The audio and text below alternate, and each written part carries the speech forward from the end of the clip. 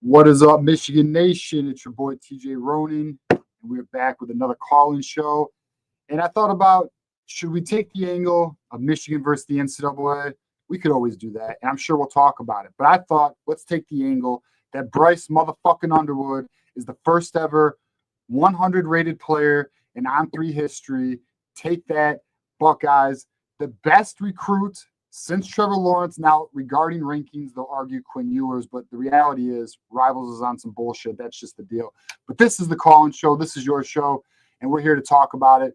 And as you guys know, who's rocked with us for a while, it is every $100 we go another hour. I do have a guest tonight.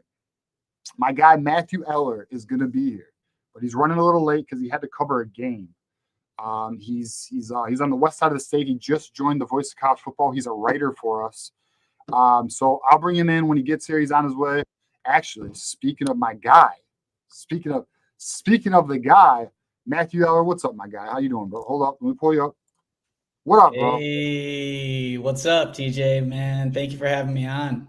Yeah, dude. Yeah, so I just started the show, and I simply was telling everybody we could go a couple directions here. We could talk about Michigan versus the NCAA and that war that's about to go down, or I decided to go with the Bryce Underwood. I don't know if you caught it today, Max. I know you've been busy, but Bryce Underwood is officially the first 100 player in On3 history today, in the history of the recruiting rankings. So, I kind of went with that angle.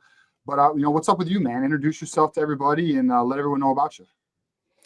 Yeah, my name's Matt Eller. I'm a sports reporter for MLive. Been working there for a couple of years, and just excited about the opportunity to join the Voice of College Football. And huge Wolverines fan. Been diehard Michigan fan for all my life, and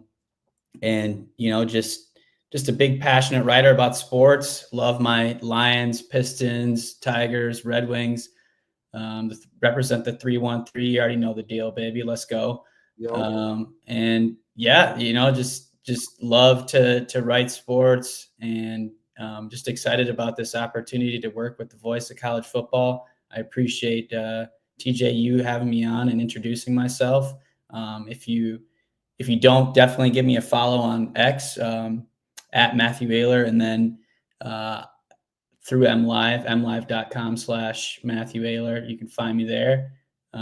Work with high school sports and Western Michigan University, their college football and all their athletics. So definitely give me a follow there. And yeah, let's get into it, man. TJ, That's our boy. And let's go. Right there. You already know what the banner is, dog. Look at it. DET. Detroit first, everybody. Let's go now. That's our boy, bro. So yeah, Matthew Eller, and Matt, we discussed, you guys will probably see Matt making a little bit of content on the channel here and there. That's something we're still working out, but that's definitely a direction we're likely going to be going in the near future. So I wanted to introduce him to everybody. And Matt, so you weren't here, we get to talk before the show, but essentially for every $100, we go an extra hour. But bro, if you got to dip in an hour, you just text me, let me know, we'll do the damn thing. But that's where we are. So I want to give a shout out to Wolverine Casual. We got the $2 super chat. Bryce Underwood is number 2 on the 247 composite. Rivals is such a joke. That's a damn fact, bro. And we'll get into that. Actually, you know what? Let me see. So just so you guys know, the call-in link is in the description. I'm going to put the call-in link in the chat. You guys can call in. We'll start doing the damn thing. We will do 5-minute calls. I'll get my shit together right now. We'll do the damn thing. But yeah, so shout out to Wolverine Casual. Then let's give a shout out to Ryan Hall, who is a very good friend to the channel. Hooking us up too, man. Shout out to Ryan Hall, $20, bro. So appreciate you, Ryan, for throwing us $20. And potentially in the near future, we have some things in the work. Ryan Hall has hooked us up with some very, I would say, very interesting individuals, former players, and we may have some things in the works. So we're looking forward to that. Our boy Marmar has already called in. Well, actually, before I pull you up, Matt, let's get your take on some shit, bro. Like, so what'd you think about the season? What's your thoughts on the season, and what's your thoughts on the trajectory of the team going in next year? Man, I mean, I think it's a win anytime you go in and you whoop some Ohio State ass. When you had no business winning that game, there was nothing, no better feeling to be able to secure that dub, and then go in and beat Alabama, perennial powerhouse. That just gives a ton of momentum into a season that, had its ups and downs. And really, I think it boiled down to we need a fucking quarterback, man. I mean, if we had a quarterback, we would have been, a pretty damn good football team, which we do have, which gets me so excited because look at that guy right there, baby. I mean, TJ, you were talking about it a little bit, but no other prospect has gotten a rating like this guy right here, right? First recruit to ever receive 100 rating from On3, Bryce Underwood, baby. And it's a combination of his size, arm talent, athleticism, reminiscent of players like Josh Allen and Cam Newton, bro. Unreal. That's why Queen Jolene went all in. That's why Michigan went all in. And I'm really excited about some of the things that are trending for 2026. Rivals put out a prediction today on their social media that Michigan they are predicting Michigan to land Savion Hyder, who's the number one running back in the 26th class. And Michigan's also currently pursuing the number one wide receiver for the 26th class as well. Can they pull him? We'll see. Currently committed to Ohio State. I'm not guaranteeing shit. But what I am saying is Michigan's making an effort. And that's all you can ask for, especially in January. But yeah, man. So I think we can agree. And we're about to pull Marmar here in a moment. I know Marmar agrees. I talk to Marmar all the time. But fucking bro, I think next year's looking pretty damn bright, bro. You know what I mean? I think the future's looking really good for the program right now. Oh, no doubt. And this is a question I have for you, TJ. I know you've been talking about this on your show, and I just want to hear from the source, man. I want to hear from the horse's mouth. Does Bryce Underwood take the first snap of the season in 2026, 2025? Bro, this is the debate of the offseason. So I don't know if you caught my mic sounds off. Hey, let me know if my mic's audience. Let me know if my mic's messed up. It is. I might have to do some shit, but and it might be off because my computer's been on all day, and that usually happens when I leave it on all day. But all right. So here's where I'm at with it, bro. So I've actually put out a personal bet that I told everybody, our community, I'm gonna wait till the spring game to make a determination on how I feel about that. But as it stands today, I don't think Bryce Underwood takes the first snap. That said, I'm going to wait until the spring game and observe like how this really looks. And then after the spring game, I likely will be taking bets for people because I think he's going to start around week 3. After the Oklahoma game, I think is when he's going to get his real opportunity. Kind of like a Trevor Lawrence, they're going to gradually introduce him to the college game. And then I do think he's going to take over. But I am going to take bets on who wants to bet me on that. And I'm gonna go up to like, I don't know, maybe like $200, $300, like not per bet because I want to bet a bunch of people, but like I'll probably cap myself around 300 or something. But yeah, we'll have fun with it. So we'll see. Right now, currently, dude, I do not have him taking the first snap game 1. I do not. Yeah, I feel like that's the logical, the rationale behind that. I see it. It'll be interesting. I agree with you, but do you feel like maybe they run some sort of like Oh, you saw it with, Justin Fields and Russell Wilson. Like Fields will come in for like a read option play, or like just like sprinkle in some kind of wrinkle for him to kind of maybe like run pass option. Like, do you see that in the mix? 100%. 100%. I expect my expectation is a Cade McNamara JJ like snap split. Yeah. I actually think Bryce Underwood will get more than JJ got. I'm thinking you're going to see something like 75-25 the first game, maybe 70-30 is what I think you're going to see. Second game, we're going to see, but here's the truth too, dude. I think if Bryce Underwood balls out when he gets the opportunity, he might just take it, dude, But again, and this is where I'm really at, and this is like a point I brought up. How can we trust this offensive line yet? I don't want to put him out there. I don't want to put Bryce Underwood in the line of fire with an offensive line that's unproven. I just don't think that's a wise decision to put your franchise quarterback in that position game 1, week 1, or even week 2 in Norman, Oklahoma. But let's get our boy. So I'll show this graphic. So I wanted to show this graphic. Then we'll go bring Marmar up if he's Marmar. Are you ready, bro? I see. I don't know if he's ready. We'll pull West Quad up if he ain't ready. But so look, Bryce Underwood is the 4th highest ranked quarterback in the composite era since 2000. Trevor Lawrence, Quinn Ewers is ranked higher. The only reason why this is like this, by the way, is Rivals. Just so everybody's aware of why he's not higher. It's because of Rivals. So, Rivals wanted to fuck around, and that's what we got. So, let's pull up our boy Marmar. What up, Marmar? What's good, bro? Hey, y'all not playing in the factor of his mindset. Coming out of the Simbackler Hall is that turn this down a little bit. Coming out of Simbackler Hall, his mentality, he got the Mamba mentality and the Jordan mentality. So I agree. And he putting in the work.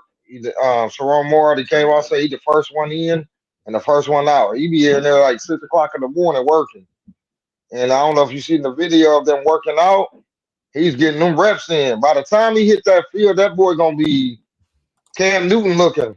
So, and I was watching highlights on Cam Newton, and yeah, college football, the college football world ain't ready for Bryce Underwood to be doing that to people, man. He can run.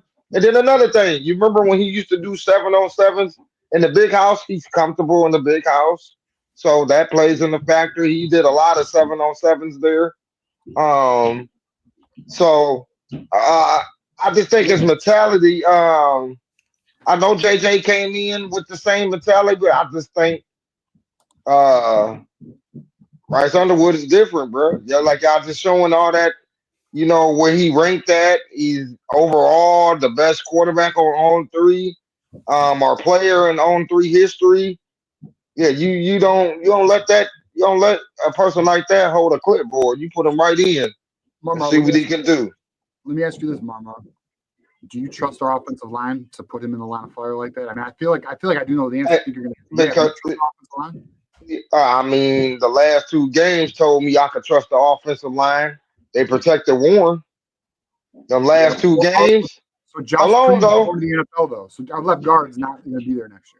Okay, but we got plug-in guys. I think them same guys. I mean, I understand, but Lincoln Sprague did real good in the Alabama game, and I agree with that. I'm good with Sprague. And Jihadi, he did good. And then like I said, you got one that left, but the other 4 that played, they held up against Alabama and Ohio State's defensive line. And Ohio State defensive line was killing folks in the playoff. I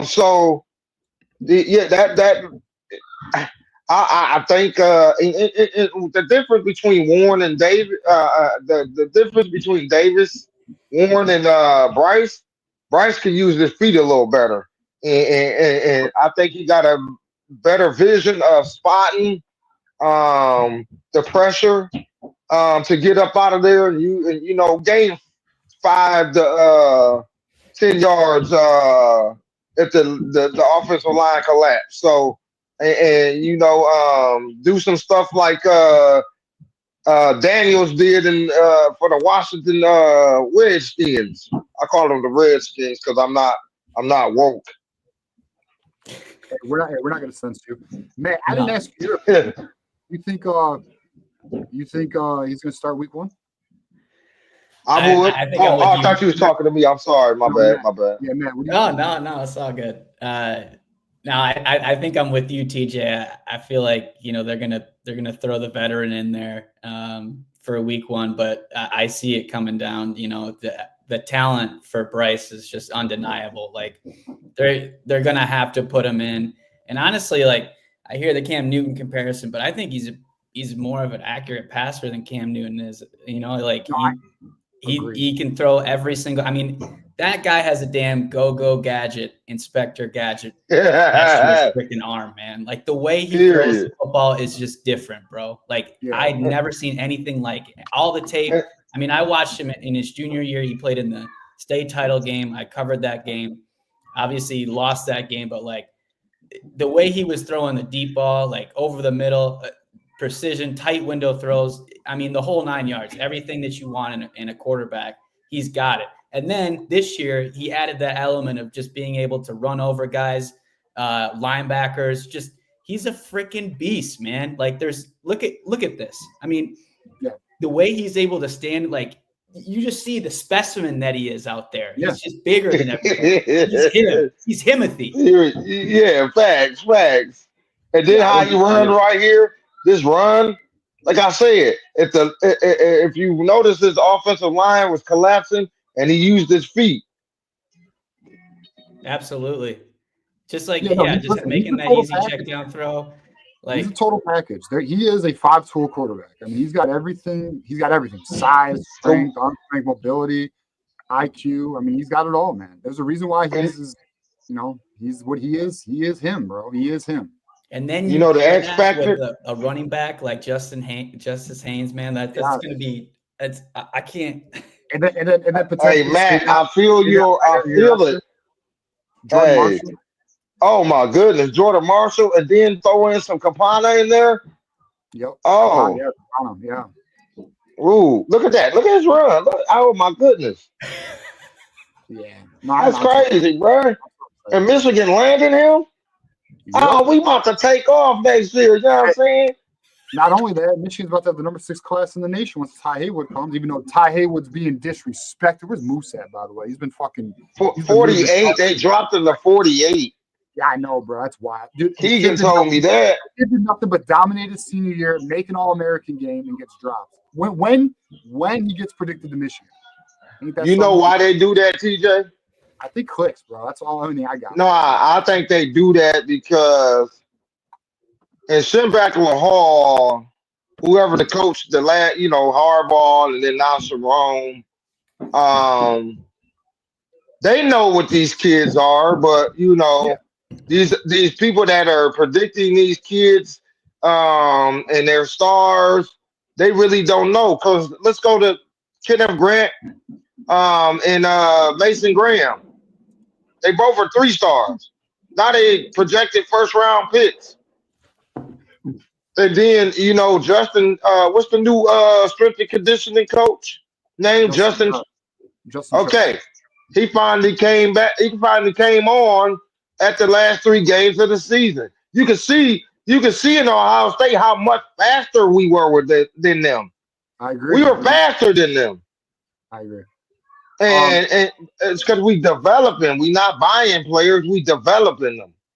And we buying now though. But hey, Marmar, we're buying a little bit now. But you're right though. Hey, but I'm saying the develop. So the difference between us and Ohio State, they can buy them, but they don't develop them. See, the thing that you got to look forward to with Michigan is that Sharon Moore still has the Harbaugh identity, where I'm gonna develop you. I'm gonna teach you technique. I'm gonna teach you the right way to play this football and how to pay attention on the field. Where you supposed to be at? What block you supposed to make? What hole you supposed to hit? What route you supposed to run? So when you are developing these guys, and now you're getting the talent, and then you develop that talent, man, that's gonna be Alabama as Nick Saban in the beginning as. You feel me? Yeah, I hear you. All right, Marmar, we're past the 5-minute mark, but I appreciate you calling in, brother. We make it. If we go another hour, you can call back in, Doug. So you know what I'm saying? You So said what? I said if I we go didn't hear another you. hour, if we get 78, we go another hour. Don't be a stranger. You can call back in. You know the deal, Marmar. All right, man. You know you get that. All right, bro. Appreciate you, man. Go blue. All right, go blue. Yep. Go blue, Marmar. Let's go. All right. So Matt, our next guy we're gonna bring up here is West Quad. He actually is a former player, played in '98. What up, dog? Hey. What up, though? TJ, what up, Tell though, me, man? what Hey, up? I don't know if you watched Maze Madman's last show, but I'm chips all in. I'm pushing them all in, bro. Oh, what we do? What's the bet? Look, What we all doing? in on this season, bro. I think that people are sorely underestimating us, especially compared to the school down south.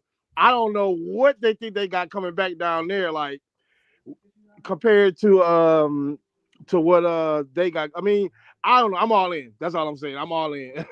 Well, give me a record prediction. You're all in. What's the record? I'm all in. Balls to the wall. 12-0? 17-0, baby. Let's go.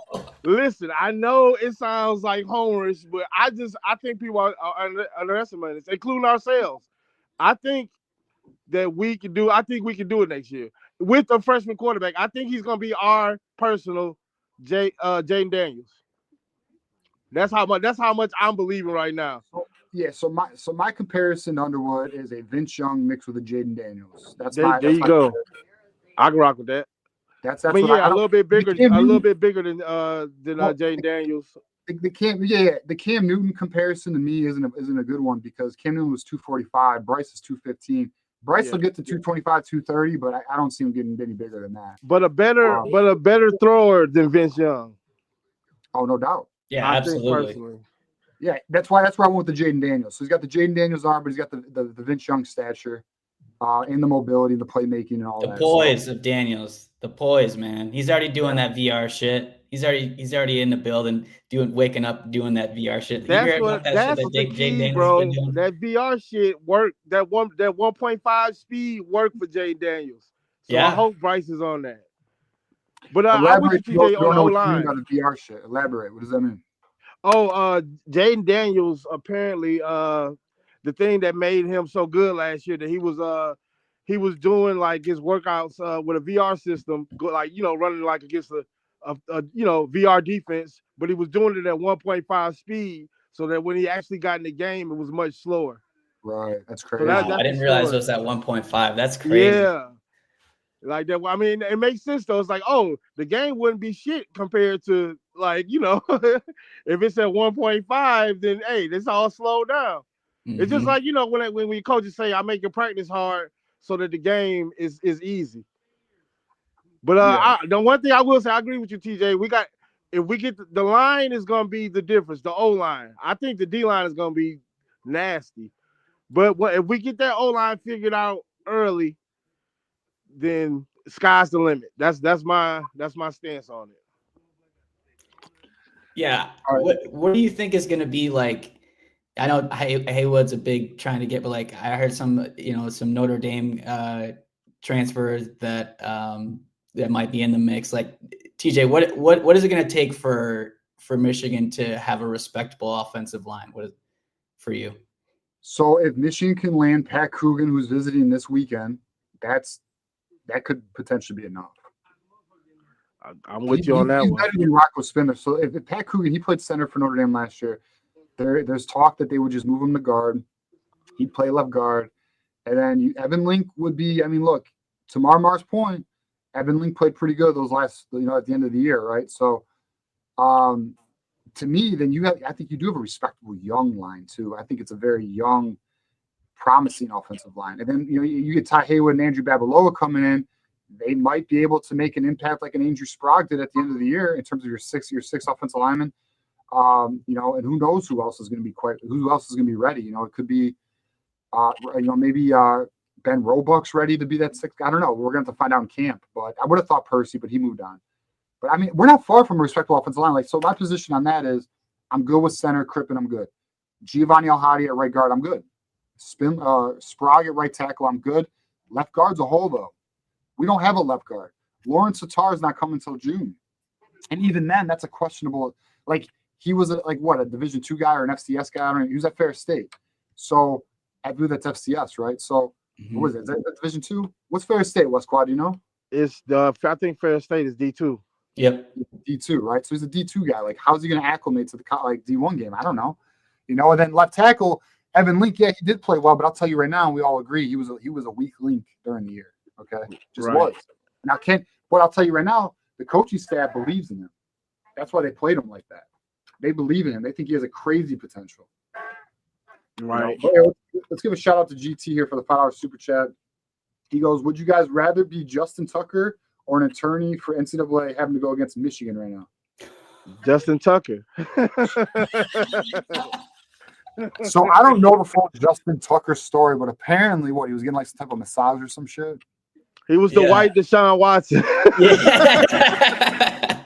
I mean, that's as easily as I can put it to you from what I've heard. I saw a tweet today that was like the breaking, like a fake tweet that was like breaking the Cleveland Browns just traded 3 first-round picks for Justin Tucker. And the wild part is that it was known. It was already out there on Twitter. I don't know how it didn't get bigger before now, to be honest with you. Because like everybody's like, it's like I see at least 10 tweets of people talking about this like in 2021. So it's like I don't know how he didn't I mean, sometimes people know stuff. Fucking all right, bro. That's no wonder why he was a shit kicker this year. He's missing every kick. I just read about it. What the fuck, dude? Like, you got money, son. Like, you should be able to like handle your business, bro. You don't got to go fucking bro. Like, come on, bro. Bro, I never understood it either, bro. Like, I was just a walk on, and I'm not gonna say. I mean, it was easy. Yeah, it was light work, bro. It wasn't like. Yeah, I've heard. It wasn't tough, bro. Yeah, I've heard, bro. Like, it's like, dog, go to a fucking club. You play in the NFL. Handle, like, you got money, son. Like, girls should flock to you, no problem. Anyways, yeah, it's fucking wild, dude. All right, so we're going. So all right, so what's the final verdict? Are we going the attorneys or Justin Tucker? I mean, look, I don't know. I don't know how much evidence there is against Justin Tucker. Yeah, but I'm still going with Justin Tucker. Yeah, I'm going with Justin Tucker. Fair enough. All right, verdict. Case closed. Case closed. All right. All right. So give us your final thoughts here, West Quad. Final thought.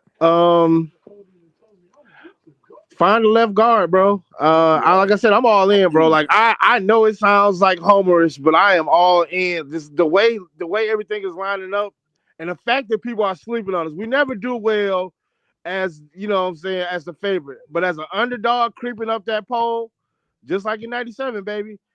That's what I want to come in around 16. You know what I'm saying, and slowly work our way up. Yeah. And I'll be in the chat. Thanks for having me. Hey, appreciate you, man. Appreciate you, man. No problem. Go blue, all right, go blue. Go blue, baby. Oh, wow. Hey, I should have told West Quad this. So West Quad, word was Marmar was going to create a group chat with all of us. So be on the lookout for that. I know Marmar's watching. Make that group chat, Marmar. All right, let's pull up our next guy, our fucking OG since I've been around at least. We got our guy Keegan. What up, Keegan? How we doing, man? You there? Yeah, what's up, boys? What's up, my guy? Yeah, man. I actually agree with West Quad is the best quad. Yep. I think we have a real chance to make a run. So if you play the if game, and we get Spindler and Coogan, it gives you more confidence to put in Bryce. So I agree. I think there's a real. So if a team can get those two guys, it's Michigan, because we need it on the offensive line, and other teams don't need it as bad, and we might be willing to pull the trigger on that as a duo package. So and so here's another thing. So if that happens, right? So here's another thing. You ever had a big brother that made bad decisions and you learned from those bad decisions? I think this could be what it is for Sharon Moore, where he saw the Cade versus JJ thing going on. If they would have played JJ all season in 21, they might have beaten Georgia had he played all game and had experience. So um, I'm with West Quad. I think there's a chance that this team is that team. So yeah, what do y'all got on that? I got us at about 10 wins right now. So I got us losing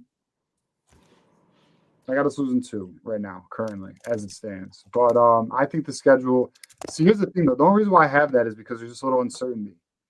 You know, uncertainty with like how's this offense going to look. I do believe in Chip Lindsey. I do, but like I got to see it. I got to see this offensive line gel.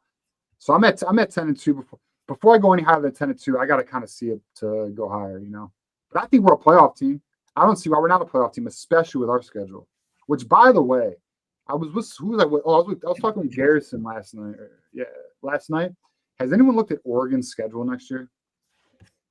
No, Look at this shit. I got to show everybody this. Wait till you guys see Oregon's schedule next year. Like, you guys think we got an easy schedule?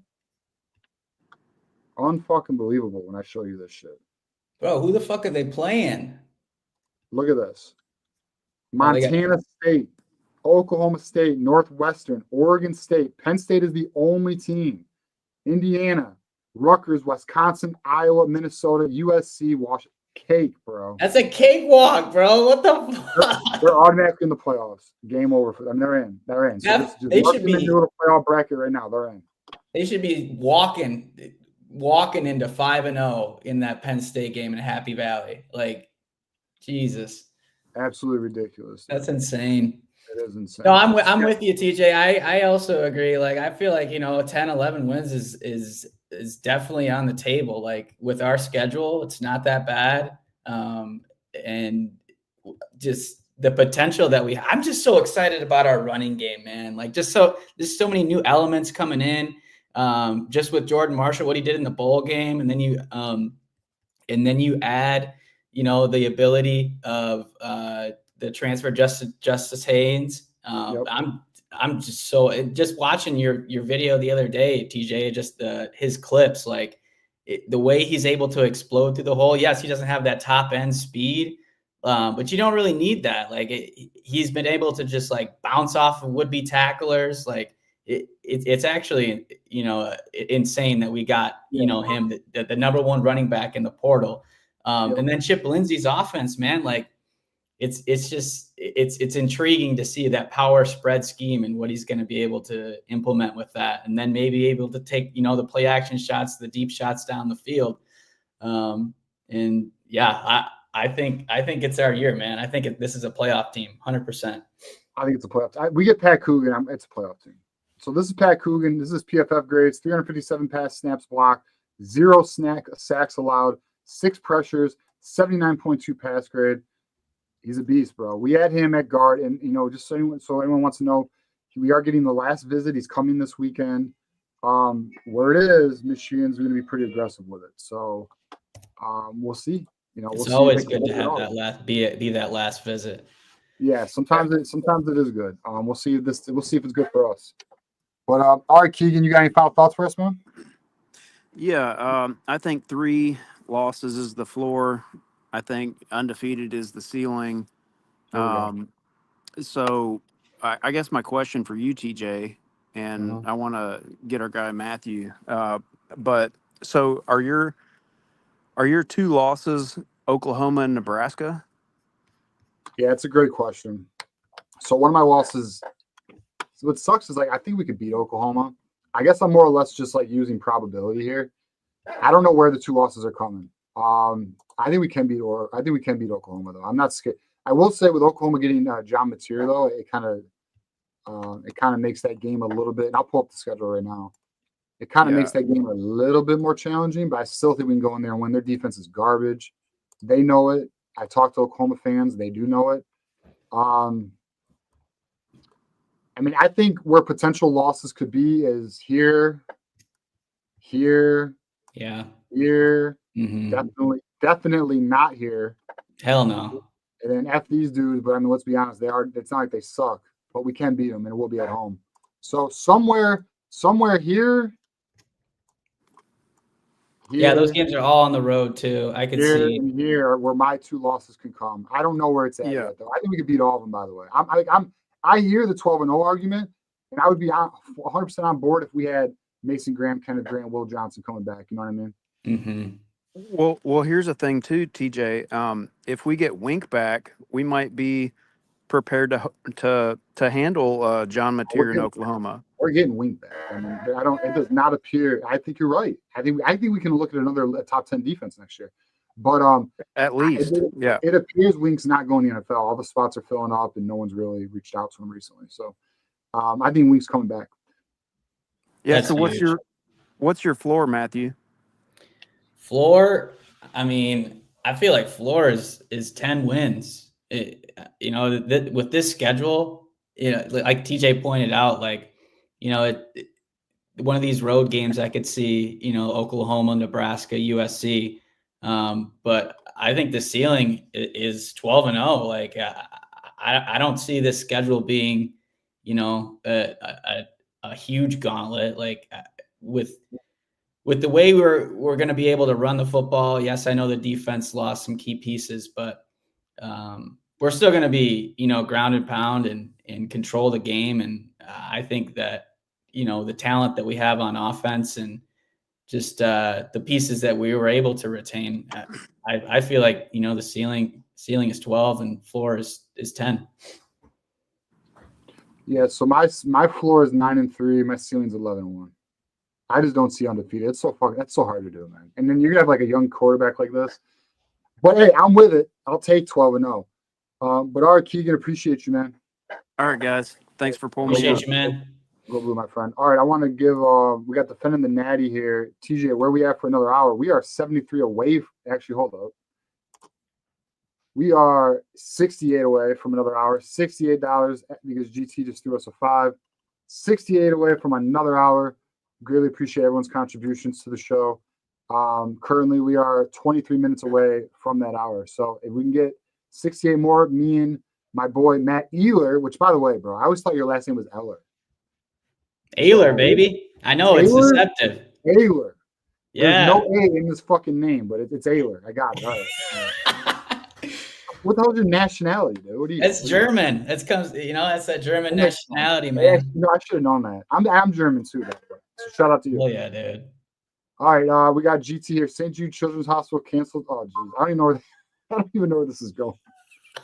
See, GT's. Oh, I haven't even finished this yet. But GT always fucking has these wild ass super chats, and he's gonna if he starts it off with St. Jude, I don't even know where this is gonna fucking go. But St. Jude Children's Hospital canceled on Oregon, so I'm glad Montana State stepped up. Jesus, GT, dude. GT. Oh man. Those views and opinions are from GT, not from TJ or the Voice of College Football. That's fucked up though. Was this 1908? Are we playing that's terrible? Oh, Matthew, you know what? You got a challenger here. Matthew Drew says it's Canadian. Whoa. You're fucking Canadian, bro. Nah, hell no. Calling you out. I'll go to Ancestry.com, pull up my records right now. That shit's Eller. There we go. Yeah, I agree, Detective Loki. GT's on. I'm telling you, dude, we got savages in this community, bro. Where the fuck's Nick at? Nick always has the craziest shit. All right, so I do my best, he says. let's give a shout out to our boy Timothy Redmond. And just so you guys know, Timothy, you're about to be up next, bud. But after Timothy, there's only one more call, and it's Ramez. So if you guys want to call in, chat. Next man up. Marmar wants to fucking call in. Mar. Anyone wants to call in, bro. All right, Timothy, you're up next, brother. How we doing, Tim? Good. So how you doing, man? What's you got in mind? Good. So who do you think that can be the next Ronnie Bell or Roman Wilson or the receivers? As far as their aggressive run blocking. That's a good question. So as far as run blocking, Because that 22 season, Donovan Edwards and Blake Corn combined yards was almost 200 was almost 2,500 yards when they played Penn State that same year, and that was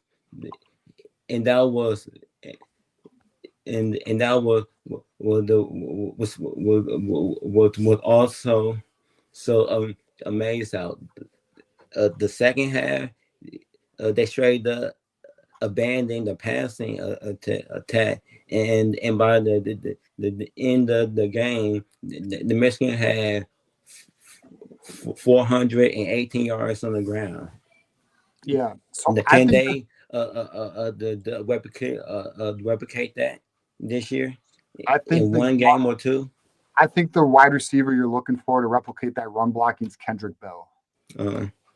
Because he's already shown his freshman, he's already shown at a young age that he can block. And the coaching staff loves putting him out there for that alone. I think in terms of run blocking, he's that guy. Another guy I think is going to be a really good run blocker as wide receiver is Andrew Marsh. Andrew Marsh has dog in him. He doesn't take plays off. So I think those are going to be your two guys to watch, Timothy.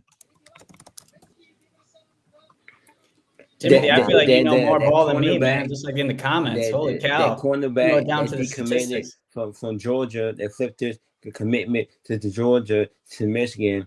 I saw some of his highlights in high school, and most of the highlights that I seen on YouTube the other week, he mostly was playing on the offense and being a wide receiver, and he was speeding. They couldn't even catch him. You talking about Shamar Earls? Yeah. I saw it too. Yeah, I know. His he highlights was playing on both sides of the ball. Yeah. He has a lot of offensive highlights, which is it's interesting. But he's I would have liked to see more defensive highlights, but apparently, like the word is he's an excellent corner in terms of like sticky coverage and very physical. So he's highly ranked. There's actually a belief he may have a contribution as a freshman. I want to give a shout out here to Detroit Kyle with a $5 super chat. Timothy in the house. Shout out to Detroit Kyle. We appreciate you, man. Timothy, you got a lot of love in the chat, man. Did you ever look at our chat? Look at this. Yes. I love you, man. Yes. So what's up with this 30, the 36, the 35, the 35, the $37 $30 million deficit at Ohio State. I'm hearing some rumors that the money that is spent on their team. Now some people, they saying that they really didn't have the money and they went over their budget the last off season. You know what I think? Like certain players, they got on their team. They wasn't even in the transfer portal after time. So what I think Ohio State did is I think Ohio State's anticipating this contract money coming in next year because there's going to be more revenue share in the coming years. And I think Ohio State pretty much is just saying like they'll cover the deficit. And GT, you'll know better than me, man. But I'm hearing that that's going to start in August. Right, it does. So I think they're running negative right now, knowing that there's an influx of cash coming in, and I don't think they give a shit at the end of the day, to be honest with you. Well, by our school, we in the green. Michigan, they in the green. Yeah. Well, so most athletic departments run almost at a break even. Some schools have a profit. What's interesting is Texas just announced the most expensive athletic. Let me see if I can find it. Texas just announced the most expensive athletic budget in college history, and they still had a $7 million profit. Let me see if I can find it. Wow. Yeah, let's see if I can find it.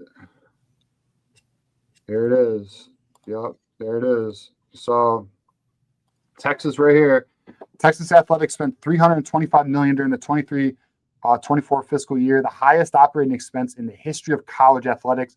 The Longhorns brought in $331.9 million in revenue to turn a profit of nearly $7 million. That's that fucking oil money, dude. Yeah, it's different down there. But all right, Timothy, give us your final thoughts, man. Oh, okay. But do y'all think that Bryce can be can be similar to Tom Brady when Tom Brady was in the NFL, but Bryce is in college? Well, I think they're different players, but in terms of winning, I do think Bryce can have that type of winning effect. I do. I think Bryce is like, guys, I really believe Bryce could dominate college, man. But like at the same time, like I need this offensive line to be there for Bryce, bro. Like we got to get Pat Coogan. I think Michigan knows that. There is word, and I've expressed this a few times, but I'm just going to – Michigan's going to aggressively pursue Pat Coogan, bro. And I think they know that they got to make sure that left guard spot's good. And I think if they can get Pat Coogan, that offensive line's going to be really good shape. And then to me, it comes down to what wide receiver can they add in the spring portal. Skylar Bell's a name to watch, but let's see if there's anyone else who shakes loose. The Willie Better, they get Bo, his partner, his teammate, Rocco Spindler. Both of them. No, so the problem with Rocco Spindler, Timothy, and then we're gonna have to get out of here. But the issue with Rocco Spindler is Michigan will not accept him. All right, so if he was to come to Michigan, he would miss winter semester because he passed the admissions date, and he would not be able to participate in spring football. But Indiana and Nebraska, although their admissions dates have passed, are willing to do an athletic exemption where he can still participate in winter semester and participate in spring ball. And because of that, Michigan's not going to get Rocco Spindler. So that's where we are, Timothy. But I appreciate you calling in, man. Appreciate you, Timothy. Go blue, brother. Go blue. Oh, shit. My bad. My bad, Jay. I thought you were gone. But all right, so let's get to our super chats there. Appreciate you, Timothy. Let's see. We got $20 super chat from Ryan Hall. Mike Hart started the story for me and Mar. Yeah, so the Mike Hart. All right, so the Mike Hart situation. Matt, have you looked into this? Are you aware of what's going on? I have not.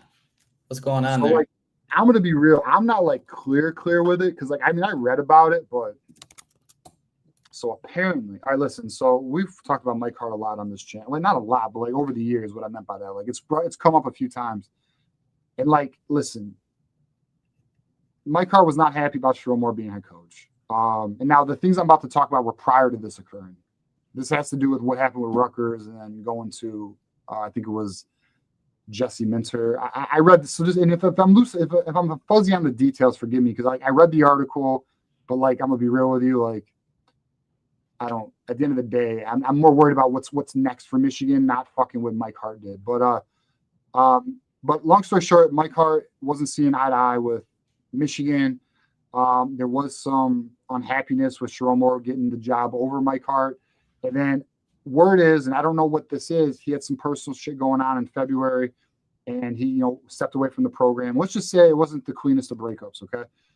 Now, if we rewind back and we look at what has been revealed, it appears Mike Hart got word from a Rutgers coach, which is fucking hilarious, which I want to hit on this real quick. That's so fucking funny to me. And I'll explain why I think that. But apparently Mike Hart got word from a Rutgers coach that Michigan is doing things a little differently than other programs. And so Mike Hart got word of this, and apparently he told the NCAA, Mike Hart told the NCAA that he went to Jesse Minter to let him know that this this coach said, first of all, I know Westquad feels me. Shut your fucking mouth, bro. Shut up. Don't say shit to the NCAA, okay? Like, what are you doing, dude? Shut up. All right? Like, and I love Mike Hart. Mike Hart in the Mike Hart, Chad Henne era was a big deal for me. Oh, man.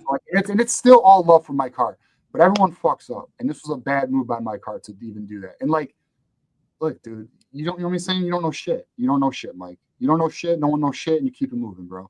But anyways, the reason why that's funny to me about this Rutgers thing is because Rutgers, along with Ohio State and Illinois, were putting together a fucking Excel sheet on Michigan signs and passing them back and forth. Which, by the way, is fucking sign stealing because you're having not like in the Connor Stallion situation or saga. He has other people going to games and he's filming some games. Fucking the Rutgers, Ohio State, Illinois situation, you have real coaches who are deciphering these fucking signs, filming it, putting it in an Excel sheet and passing it to each other, which is actually far worse than somebody with a fucking camera in row 11 at the 50-yard line. That's some stupid shit, but the NCAA doesn't care about that. It's all infiltrated, bro. It's all fucking all fucked up. It's everybody's in it. Like, you mean to tell me you have coaches on 3 coaching staffs colluding on an Excel sheet? They're passing to each other, that they're playing each other earlier in the year. We played Rutgers early in the year. They're getting all of our signs. They're at the game. They have it on film, and they're fucking deciphering the signs. They're passing it to each other, but that's not collusion. That's not advanced scouting. So you mean to tell me somebody sitting in a stands in row fucking 11 at the 50-yard line is advanced scouting, but not the actual coaches who are experts in this shit, watching the game live. And this is why Michigan's fighting this shit, by the way, because it's their argument on Michigan is a house of cards. They don't have the evidence. They don't have the evidence to prove this shit. They still don't have the evidence. They, one of the individuals who went to the NCAA has a very bad fucking track record and will not hold up in court. And his name's Alex Yude. And I will not even get into why that. I mean, I guess I could because we don't give a shit. Like, I guess I could, but let's get into it. Well, do you know about Alex Yude? No. Okay, so he's one of those ones who gets caught on a camera in a store trying to get with an underage person. Okay. He's the one. Sorry, on the camera. Say what? He's one of those individuals who goes to like a fucking some store. I won't name a store, and he's trying to link up with somebody who's underage, and they get them on film. You know, he's one of those, bro. Okay. So if this goes to court, guess what? His fucking testimony ain't gonna mean shit because he's not credible. Yeah. The other individual is Matt Dudek. That seems like, yeah. The other individual is Matt Dudek, and he's a fuckboy. He's mad because he got fired over Xavier Worthy and some other shit.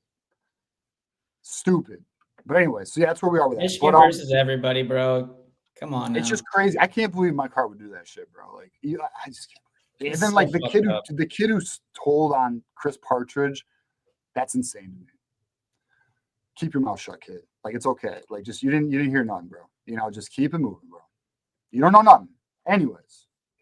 So, all right, I'm done my rant. Do you have anything you want to say on that before we get to our next caller here? Nah. I feel like you nailed it on the head, TJ. I didn't know too much about it. It's just it's shocking. Wild. It's wild to me. Like, dude, like, look, I mean, at the end of the day, like, I think there's a lot of speculation coming from some of these. Like, here's something that's interesting with Matt Dudek. Matt Dudek was let go in like February of 21. He doesn't know anything that happened in 22 and 23. He knows nothing. You know what I'm saying? So I don't know. It's wild to me. But anyways, all right, we'll get Ramez up here. What up, Ramez? How we doing, bro? What's up, DJ? What's up, Matthew? What up, man? Hey, let me give a reminder, guys. We are 7 minutes away, guys, from another hour. So 43 hours away from another hour. We got 7 minutes left. Give a contribution to Michigan, whether it be super chats, super stickers, memberships. We really appreciate it. We'll go another hour. If we don't get to the we do have 2 more calls. I will honor. We got Andrew, we got Cam. The cutoff is at Cam. We will honor our callers. We always honor our callers because, hey, we're here for the people, man. But if we do not reach our goal by the end of these callers, we're going to get out of here. But I do appreciate everyone being a part of the show. But let's get to Ramez. Let's give him his 5 minutes. So what's up, bro? What's up, guys? I wanted to call in today and kind of ask you a question. When Bryce Underwood signed and we talked about getting a QB in the portal, UTJ and Kinetic, we had a discussion before. We're not going to repeat it about Miller Moss and the guy that went to Oklahoma, Matir. So we didn't get what we want, okay? And then we got a QB that at the time did not really live up to the standard. Wouldn't you agree that once we got him and settled with him, then we started talking him up right now to a level that we didn't think at the beginning that he met our standards. So it's almost similar to us talking ourselves into Alex Orji could throw the ball. So I just wanted to say, Bryce Underwood, like saying that is he's not going to play day one, even with us not getting the QB that we really wanted, and started convincing ourselves that he's the guy. Is just, wouldn't you think that that's a little bit iffy?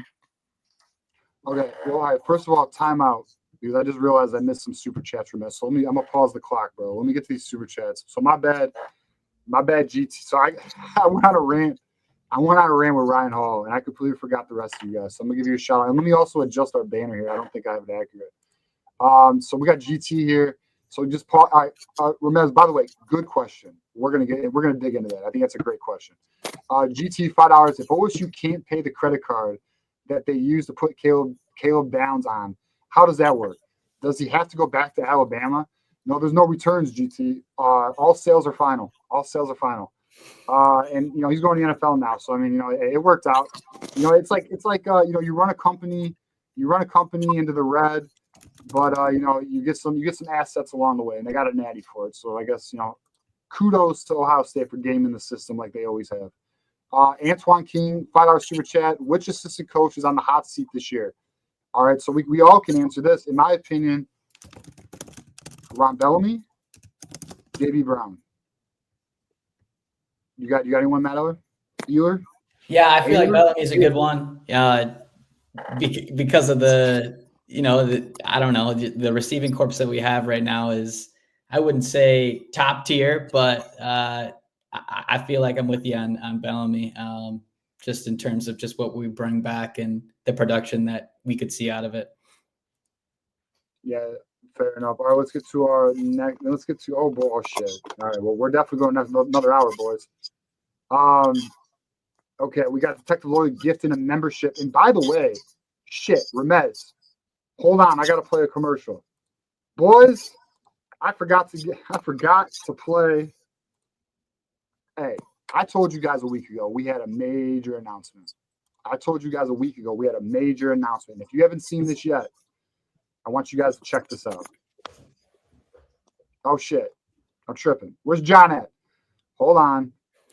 Hey, Michigan fans. It may be the off season for football, but that doesn't mean we can't have a great time rallying around our amazing Michigan basketball team. In order to add even more madness to March, we at the Win Agency are issuing a $1,000 March Madness Bracket Challenge. This is only available to members. Whoever has the best bracket when the tournament is over will win $1,000 from the Win Agency. We're also filling out our own bracket, so you'll have to beat us if you want to win the grand prize. Good luck to all the Voice of College Football fans, and go blue!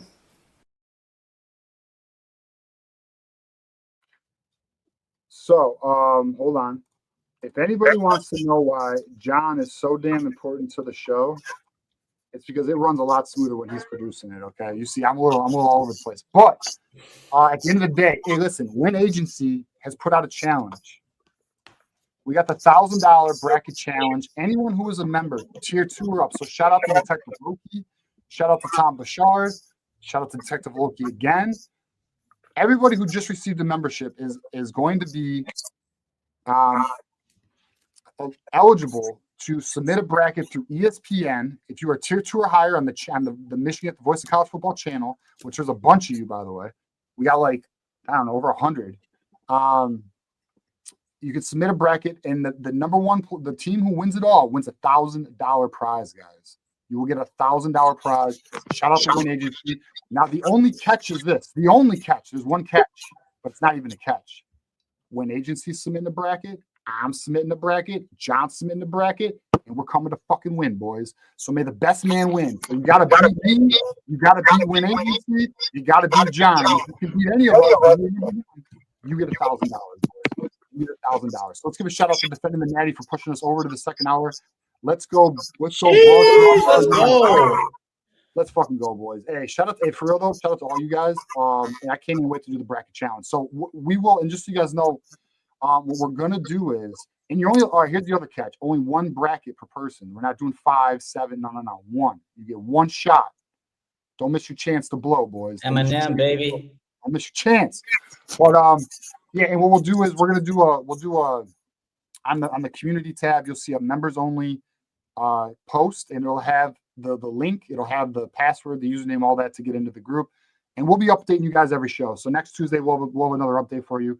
And we'll get it going. I mean, it's only January. So March Madness isn't here, but we want to get everybody up to date on it. Yeah, it sounds like there's a little bit of time for me to enter the mix, huh? How about Really, that? bro. Hey, even if a Buckeye bought a membership, so here's also, you have to be a member to create a bracket, and memberships are only a month long unless you re-up. And then you have to be a member to win. If your membership expires when you win, then the next man who's a member wins the prize. That's the rules. And we'll have it all clear. We'll have it all written out. It'll be clear. It'll be concise. But we'll have a good time with it. Vlad Golden for MVP. Shit. And maybe. Well, we better play some fucking defense and stop turning over the ball. But all right, Ramez. I'm gonna update the banner. Ramez. All right. So Ramez's point. So I remember what Ramez essentially said. And Matt, I really want to get your opinion on this. And you're not wrong, Ramez. There was a bit of a hype campaign. Once we realized we were not getting a quarterback in the spring portal, there was a bit of a hype campaign, although I will say it felt kind of justified the way the spring game went. The spring game, in my opinion, was encouraging. But there was really a hype campaign in fall camp, the way the coaches were selling everything. We were sold that we have Alex Orji is going to be ready. Davis Warren's throwing at 80% in practice, and we look good at the quarterback position. That was a lie. The lie detector shown that was a lie. So yeah, so are we hyping? So to Ramez's point, are we doing the same thing? Are we hyping Mikey Keene? So here's my opinion on that. I actually think Mikey Keene is an above average quarterback with a turnover problem. If he can get his turnovers together, Ramez, he's a good quarterback. Better than Warren? Oh yeah, 100% better. Absolutely. Than Warren. 100%. Yes, he's better than Warren. He is better than Warren, bro. I feel very confident telling you that. I would put money on that. Mm-hmm. Yeah, man. I mean, he threw for what, 2,800 yards last year. I know the interceptions have been a problem. He threw double-digit interceptions this last 2 years, but I mean, he's proven to be able to sling the ball all over the field. And I mean, Davis Warren, man. I mean, he looked shaky plenty of times out there. So I feel like Mikey Keene is a capable quarterback that can run the offense efficiently. Definitely. Yeah, and shout out to Mr. GT, because you are right. I was using my fucking webcam like, God damn. Dude, the thing about StreamYard that's annoying as shit to me is like the settings switch like every now and then. It's like sometimes like the mic will change or the speakers will change. Like it's really weird, bro. It's pissing me off. So hey, shout out to you. That's why my mic was funky. If I have any more mic issues, let me know, okay? My second question. Oh, can I ask a second question? Or you want to go to Super Chats? Hold up, Ramez. Let me give a shout out to our people. Your clock hasn't even started yet, Ramez. You're good. Again, 43. Thank you, Defend the Natty. We appreciate you, man. GT Penn State said Alex Yud was the one that got away. Fucking ruthless, bro. I love GT, man. Hey, we got a new member. Hey, somebody entered the ring, boys. Somebody's coming for that $1,000, and it's Junior Frazier. And actually, my guy, Junior Frazier, actually reached out to me on X. I'm glad you found your way to our community, man. Glad to have you a part of it. All right. Let's go, Junior. Hey. Yeah. Hey, GT, keep them coming. We don't shy away, man. And there, it's an unfiltered show. So, although we try to be mindful with our language, sometimes I swear a little bit. But all right, Ramez, what else you got for us, man? Well, these two things, and I'll get out of here. You got 5 minutes, Ramez. I didn't. All right. Aren't you too hard on Evan Link? Why aren't you high on him?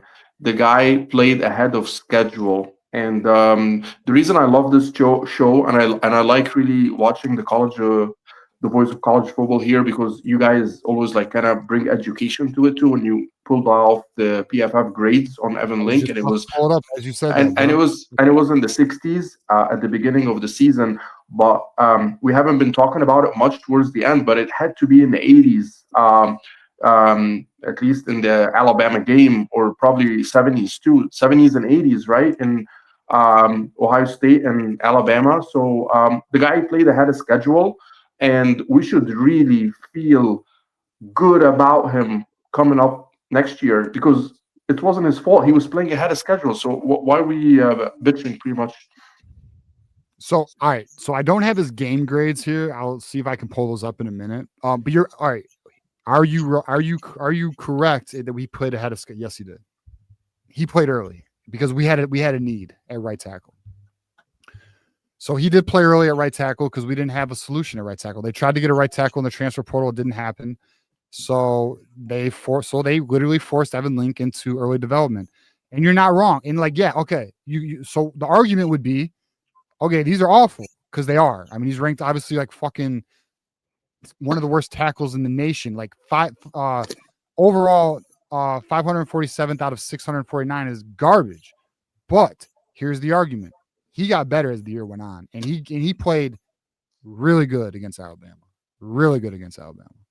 So that's the argument. I mean, I could see the argument, but like that's why though. Like I got to see a little more than just like a few games at the end of the year. Remez, like, because here's the thing too. The more he plays, the more film there's going to be on him. They're going to find his weaknesses. Like he's going to have to adjust as well. Yeah, all I was just saying that his curve is going up, and it kept going up towards the end of the season, and it just shows the developmental. And then you have to go through, like he's going to go through a whole fall camp, summer camp, and it's all up from here, right? So that's what I was saying. We should feel good about our O-line, in my opinion, going forward. And yeah, as I said, the last thing I'm going to ask you, and then I'm going to get out of here. When you said you wanted to get an Airbnb for the game, I was like, I thought you live in Michigan, don't you? I do live in Michigan. All right, you want? All right, so here's my. That's so funny.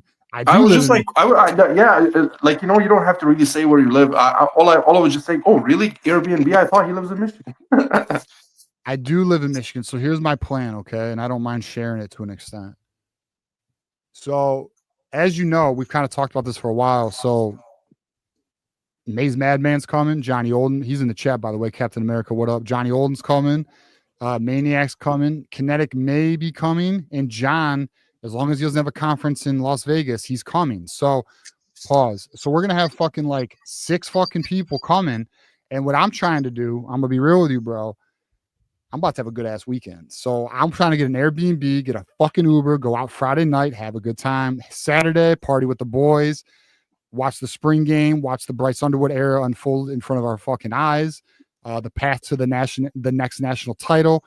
Go do a little post game action at a bar, potentially doing a show. If we can't get a show, we're still doing post game, and then having another good night Saturday night. So TJ is going to need an Uber, and I'm gonna have a good ass time. So if anyone's going to be at the spring game, if you guys are coming to the spring game, or you guys are going to be in Ann Arbor that weekend, we're about to have some good ass times. I'm just going to let you know. So I plan on I'll be real with you. I'm about to party my ass off, dude. That's why. And I'm not driving home. That's why. And I'm gonna be real with you, bro. Like I'm a big believer in I grind, bro. And like when an opportunity provides itself to enjoy hard work, I redline that shit, bro. I go so fucking hard. When I celebrate, dude. That's just I know you went to EMU. I actually lived in Ann Arbor. Like this is where my mom still lives with my family. We used to go like when you guys were talking about the bars. I used to go to Theo's Doors on Thursday night, Club Divine on Saturday night, and then we talked about Boo the other day, but that's not a members only, so we gotta cut it down here. But maybe I'm a little bit older than you, and all these places close, and you don't even know what they are. So, Ramez, you're coming to the spring game, right? Yes. So we'll link, bro. We'll definitely link. Plus, like it's January, we got a lot of time. We don't even know the date yet. We're thinking it's gonna be April 19th because it's the 3rd Saturday of April, but it hasn't been confirmed yet. So. Once it gets confirmed, we're going to start making plans. So, all right. Yeah, it was good talking to you guys, and good talking to you, Matthew. And we'll talk to you guys later. Enjoy. Thanks, Ramez. Go Blue, bro. Thanks. Go Blue. Bye. All right. And we got another super chat. Detroit Kyle, $20 hitter. I'm still shook. Haynes, Marshall, Underwood in the same backfield. I'm still sold Bryce Underwood to start in day 1. I think Mikey Keene is here to push Bryce and be a safety net. I even heard Bryce asked for the competition. Bro, Bryce was well aware that they were going to bring in a veteran quarterback. But listen, I agree with who was it?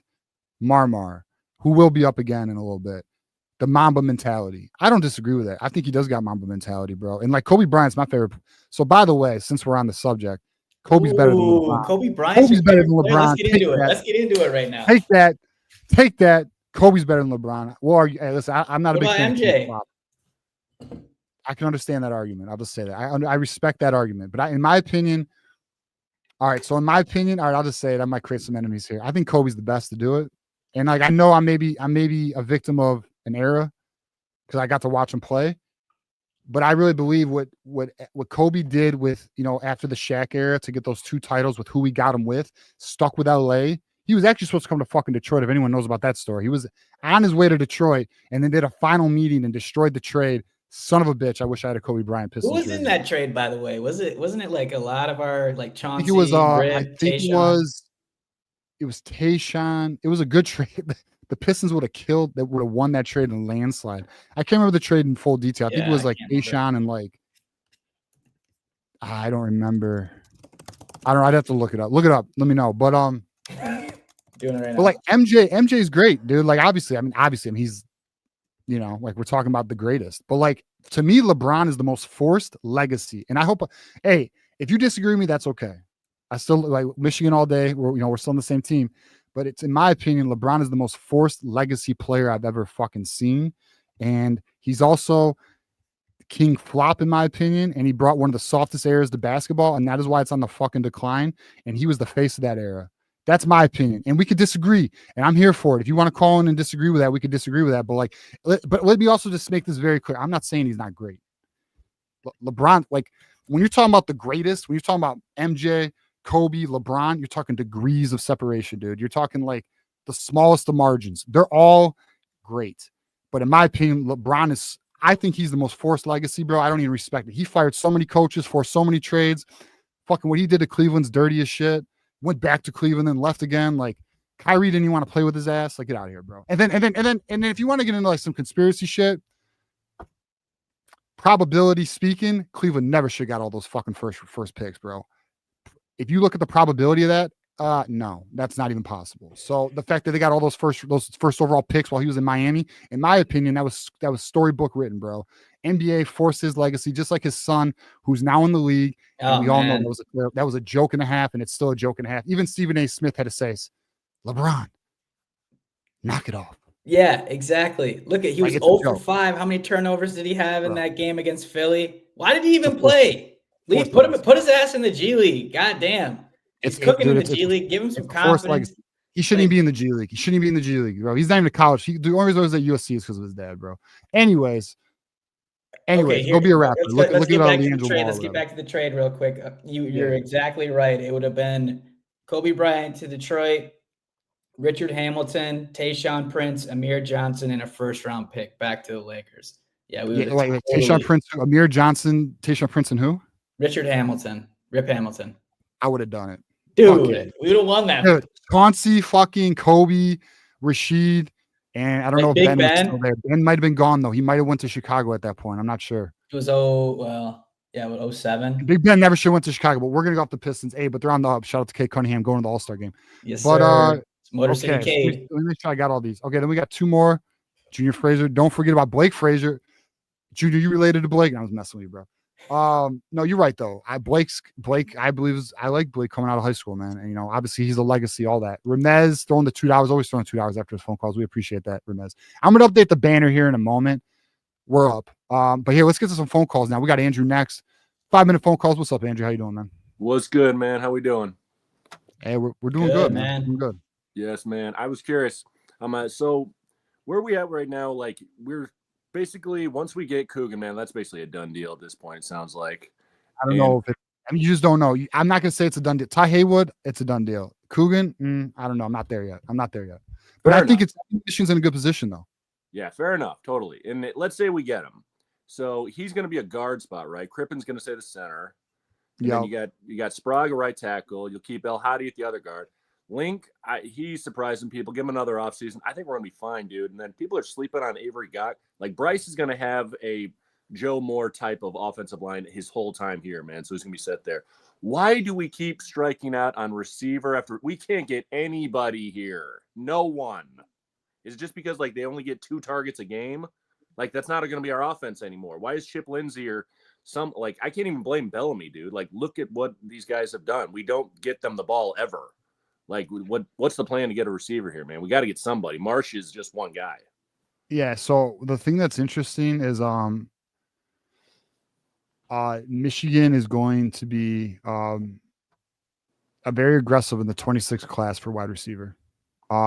So I think they're gonna find an elite receiver. I don't know if it's gonna be Smith from Ohio State. And I know Garrison's in the chat, so I can't wait to talk to him about it. But or Garrison's in the phone line. We're gonna get to him. And just so you know, guys, we're on 5-minute calls. We have a bunch of calls. We're gonna get to all of you. 5-minute calls. We'll get to all of you quickly.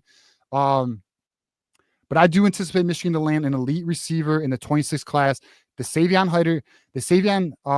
hitter thing is not like that's not the last of it. Michigan's going for a top 5 class for 2026. I expect them to land an elite wide receiver. They're targeting it. Sean McGee's on the prowl, dude. They're very aggressive right now with a lot of top guys at top positions right now. But in terms of portal, shit, bro. The problem is even like wide receiver 2s and 3s are asking for some dumb money. And then on top of that, when you add in the academic, restrictions Michigan has, it makes it tough. Like Skylar Bell would be here if we did athletic exemptions, dude. He might be here in the spring. I heard some buzz recently that Michigan may kick tires with him again. So we'll see. Man, losing out on Olesh, man, who finished like a top 30 guy too, man. That was a big loss, man. And I like the question the other guy was asking, man, was I'll be honest. Hold on, that makes me sick, by the way. That Andrew Olesh shit. I know, dude. God, that one hurt. And I was curious. I saw that you were asking which assistants are on the hot seat, man. Like, how, dude, is Bellamy like? Is he really doing a bad job, or is that just? Oh, I thought you were gonna say, is he John Gotti Teflon Don? I don't know. Dude. And we'll get to the rest of those super chats. Thank you everybody for doing super chats. But here's what I'll say. We now have an offensive coordinator, Kirk Campbell. I guess you shouldn't grade a position coach based on the coordinator was just not it, man. Kirk Campbell was not ready for that role at this type of program. And we didn't have a quarterback. So, like, can you blame Ron Bellamy? I mean, the argument would be this. Prior to this year, our wide receiver recruiting has been It's been And then prior to that, no receivers have really developed too much besides a Roman Wilson. You can't say Ronnie Bell because Ronnie Bell, quite honestly, as a freshman, jumped on the scene and was one of our best, even over the Tariq Blacks who had injuries, but the Donovan People-Jones who had a poor work ethic. And then Oliver Martin, who never panned out. Those kids were all ranked very high over Ronnie Bell, but Ronnie Bell turned out to be the best one of all of them. Well, Nico Collins too. Fucking shout out to Nico. But see, he never developed here either. But that wasn't under Ron Bellamy. But I'm just saying, like, and point being is Ronnie Bell was not a Ron Bellamy development. Yeah, that's fair. And dude, the good call on Nico, man. I was having this conversation with a friend of mine. It's like, who are the most underutilized guys? Easily Nico, and the other one I said, Rashawn Gary. Imagine dude, that was in my head right when you fucking said that, dude. The way, I mean, I know they used him as a close in, and I know Chase Winovich was the rush end, but like shit, dude. Imagine him standing up like he should be, like he's doing the Packers opposite. I know, Andrew. They fucked the development up too. I mean, I'll be real with you, Michigan did him wrong, bro. They just like Donovan Edwards. Like fucking, let's talk about Has anyone see what Donovan Edwards is doing in fucking breaking ankles in the passing game? Are you kidding me? Where's that shit at? Jahmyr Gibbs. It's a crime, dude. So I'll let you get to the next one. I appreciate your time, dude. You guys are awesome, man. Love the show. Just pissed me off. I'm now pissed off at that. I can't believe they did that to Donovan Edwards, man. Like we talked about it all year to use him in the slot, utilize him more in the passing game, but no, they run him up the fucking A gap. Like, what are we doing? That's just the offense, man. It was crazy. We're stuck on that Harbaugh way, man. It's like crazy. That can work when we got 6. I mean, we give Ohio State a lot of shit, obviously, but man, they've basically followed our path. Like, let's get our 5th and 6th year guys back and do all that type of stuff, man. Like, we did the same thing in 23. All our guys were experienced like that, dude. It is what it is, man. That's just what you got to do to win. But hey, 15-0 over fucking 15-2 or whatever the hell they scored, man. I'll take ours any day. Fucking balls on day to come and say like, oh yeah, we would have. Man, shut the fuck up, dude. You couldn't beat this year. But anyway, different story, man. I know you all agree, man. It's all good, man. Love the show, bro. Appreciate it. All right, go blue, Andrew. Go blue. Appreciate you, man. All right, let's get to our super chats here. Then we'll pull Cam up, and then Matt's gonna need to get out of here. Okay, so we got 20. All right, so we got. Hold up. Yeah, there we are. All right, we got Ryan Hall. Love you, TJ and John. Keep being you. Well, we appreciate you, Ryan, man. You're another valuable person who's a part of this community. We appreciate you, Ryan. Jackson Johnson, $5 super chat. Of course, we appreciate Jackson. Fucking, he's the man behind the scenes. He does a lot of work. I'm still getting irritated. Oh, we're going LeBron here. Okay, I'm still getting irritated by LeBron walking off the court in Game 5 of the 21 first round versus the Suns. LeBron is the biggest diva on the planet. I mean, I will not label him the biggest diva, but man, he's I know someone's a LeBron fan watching this, like, fuck this dude. But I'm just saying, like, he's not the biggest diva. So, but I'm just saying, like, damn, dude, it's just I just wish he played a little tougher, man. I wish he had some Kobe mentality. You know what I mean? Like, I know he works hard. I'm not saying he doesn't work hard. He works hard. He grinds. He works hard. But I don't know, man. It's like the league just catered to him so much. He's kind of soft, man. He's one of those physically gifted players to ever play. I mean, obviously, Wembanyama's the new greatest freak, but like, jeez, he's an alien. Yeah, Wembanyama, yeah, he's nuts. But like, shit, I don't know. I'll tell you, LeBron, like, I can't support it, bro. He's soft as butter to me. All right, let's pull up. And so we are 19 away from a third hour here. So I'm sure I kind of feel like we're gonna get there. But let's pull up our boy Cam, and then we got Garrison, then we got Nick, then we got Beat Up. And I'm sorry, I know we lost some callers. I'm going as quick as I can, guys. Appreciate everybody for waiting on the line. What up, Cam? How we doing, man? What's going on? Go Blue, guys. I like to ask this question, then I ask another question. With the new offensive coordinator, are they going to use the skill with our running backs to throw the ball in the backfield, like a screen or a shuttle screen, stuff like that? Chip Lindsey does a lot of that. He does a lot of behind the line of scrimmage throws, a lot of screens. Dude, Chip Lindsey, honestly, his offense it is a power spread, but he excels in that 0 to 15-yard range. He'll do the occasional deep shot, but he does a lot of like under routes and screens and all that stuff. He tries to take advantage of like quick throws. And like, okay, say for instance, we get to the goal line. Instead of running the play, put the freshman in, that the 6'4" freshman that got the hands, and let him do a jump ball and see if that can be another weapon for us at the goal line. Because, man, Jamar Browder. Yes. Yeah, I'm curious to hear about the freshman once spring camp hits or fall camp. Like, I mean, I think Jamar Browder, listen, it's possible he's got the best hands on the team walking in. Yeah, so possible. And I would like good hands too, but I mean, Browder's got elite hands. And I was wondering, are they thinking about moving Link to left tackle? Because he played 2 good games at left tackle. Yes. Sprague's, as it appears, Sprague's projected right tackle. Link is currently left tackle. So, do y'all think we wasted them 2 for last year instead of putting them at their position that they is right now? Like, wasted what? Evan Lincoln Sprague? Yeah, because if you look at it, when they was there for the last 2 games, we didn't have a problem. Yeah, well, no, all right, so you're right. But here's the thing about Sprague, right? He's a true freshman. In my opinion, it probably took Sprague all year to get acclimated, get his body built up, to get ready to play at that level. I mean, it is so hard for an offensive lineman to play Power 5 football, D1, as a freshman. I mean, it's just it's incredibly difficult. What's your thoughts on that, Matt?